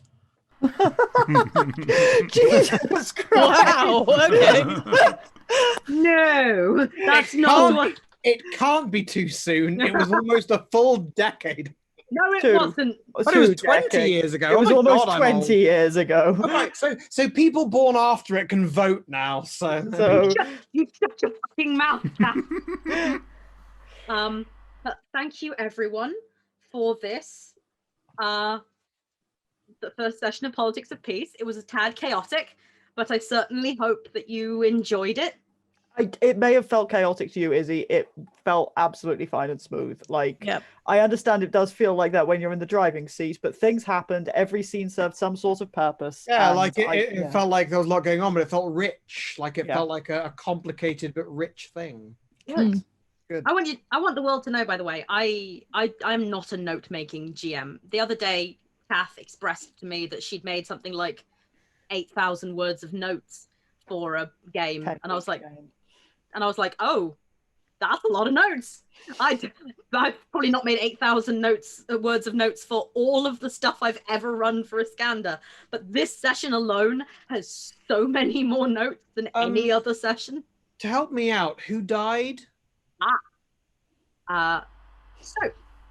For those of you who are left in the dark about what happened, I suggest you go and look at the Star Trek Iskandar one-shot, Trouble and Strife, starring Kath and guest starring Bree and Protein City's own Elspeth Denman, during which time and many things happened. I'm sure the what happened will come out at some point in the session, or will be hotly debated. But an Andorian diplomat was shot and killed, and has now been revealed that that Andorian diplomat was one of Carasal's 3 spouses. And is an Andorian diplomat who is here to make a keynote address. Oh, is this the person whose name I probably pronounced wrong because you didn't tell me to pronounce it? Rivoran. Yeah, you pronounced it. You pronounced never it fine. been said, so it's I would have said Rivoran because you said Rivoran. I don't think I can pronounce Andorian names correctly anyway, being a human. I don't really know. Don't they pronounce by bending their antennae or something? Also, unfortunately, he has have antennae. Also, unfortunately, he has a TH in his name, and you were doing an Irish accent. Andorian antennae are for balance on the ice, and if they get cut off, they stagger around as if drunk. Whoa. Oh. But they do grow back. They do. And they're also for tentacle smooching because they're head tentacles. There was no tentacle smooching today. Also, No. for people for Sable and for anyone who missed the cues, it was heavily implied that the captain of the Tishar was also part of this 4-person marriage. Too incestuous. Come on. Incestuous, really. I guess if anything, it is outcestuous. Sorry, Kath, I was muting you because your cat was making noises. It reminds me a lot of the Argonian marriage arrangements. Reminds me a lot of the UK LARP community. They are Argonian. I think I said Argonian. I meant to say Andorian, but I'm sorry Basically that your husband Scout's many marshes died in the war against the Thalmor. The Thalmor killed him. It was tragic. And then Senator Carrick goes, "The Thalmor, I'm in that." Nevertheless, this session has been in my brain for quite a long time, so I think I'm glad that the delivery was as good as the brain words. Now more than ever, given that there is a lot of pieces in the air, this is a great time for actual literal feedback. So thank you, audience, for watching. Tell us what you thought on Twitter or on Facebook, at itucrew. I'm at Praxis Descends, or I'm on Facebook. Me, if you know me. If you don't, leave me alone. My Facebook's not for you. We also have our Discord, which you can find where Discords are found. But I think it's linked somewhere. Someone will put the link in. And Christ, I'm going to put the link in the chat if someone else doesn't. Good. Where we have a place to discuss sessions, and I'm interested to hear what bits gelled with people, what bits didn't, just because, you know, this is kind of one of those weird games where I wrote a lot of notes now, but I wrote fewer notes going forward because I need to know what people are doing, because that's the part of that's the moving games thing. Same with the crew. Also, the crew loved it. Like, we do this because we love role playing and we love Star Trek, and we want you all to love role playing in Star Trek 2 and the Iskandar. So let us know your thoughts. That being said, hold on to your trash bags, darling peoples, because I'm about to give you a list of names, and that list of names deserves you to apparently throw trash at them, because that's apparently what we do around these parts. Eat the trash. Sometimes you just got to throw trash at a loved one. So throw trash, please, at these specific loved ones. Oh, my mouse is running out of power. Ken Poyner, Kiwi Tokaweka, Photosynthetic Eligos Alexander, Liz Murphy, Michael Crees, Andre Cherepnin, Lucas Justinian, Joe, Lou Sutcliffe, Socky, Henry Prestige, Caffeine Kitty, Hobbs, 138.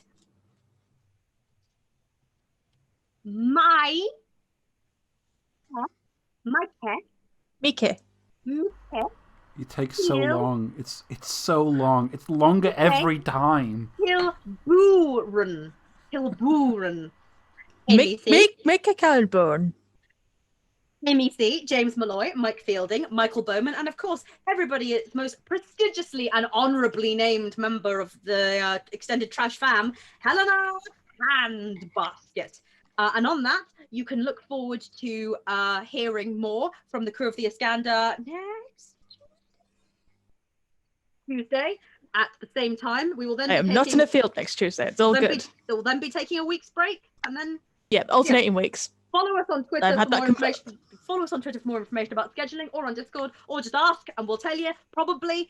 The only person that ever really knows our schedule is Emily, because sometimes her work puts her in a field for no reason. She has to stand there. But apart from that, thank you for watching. Thank you for joining us.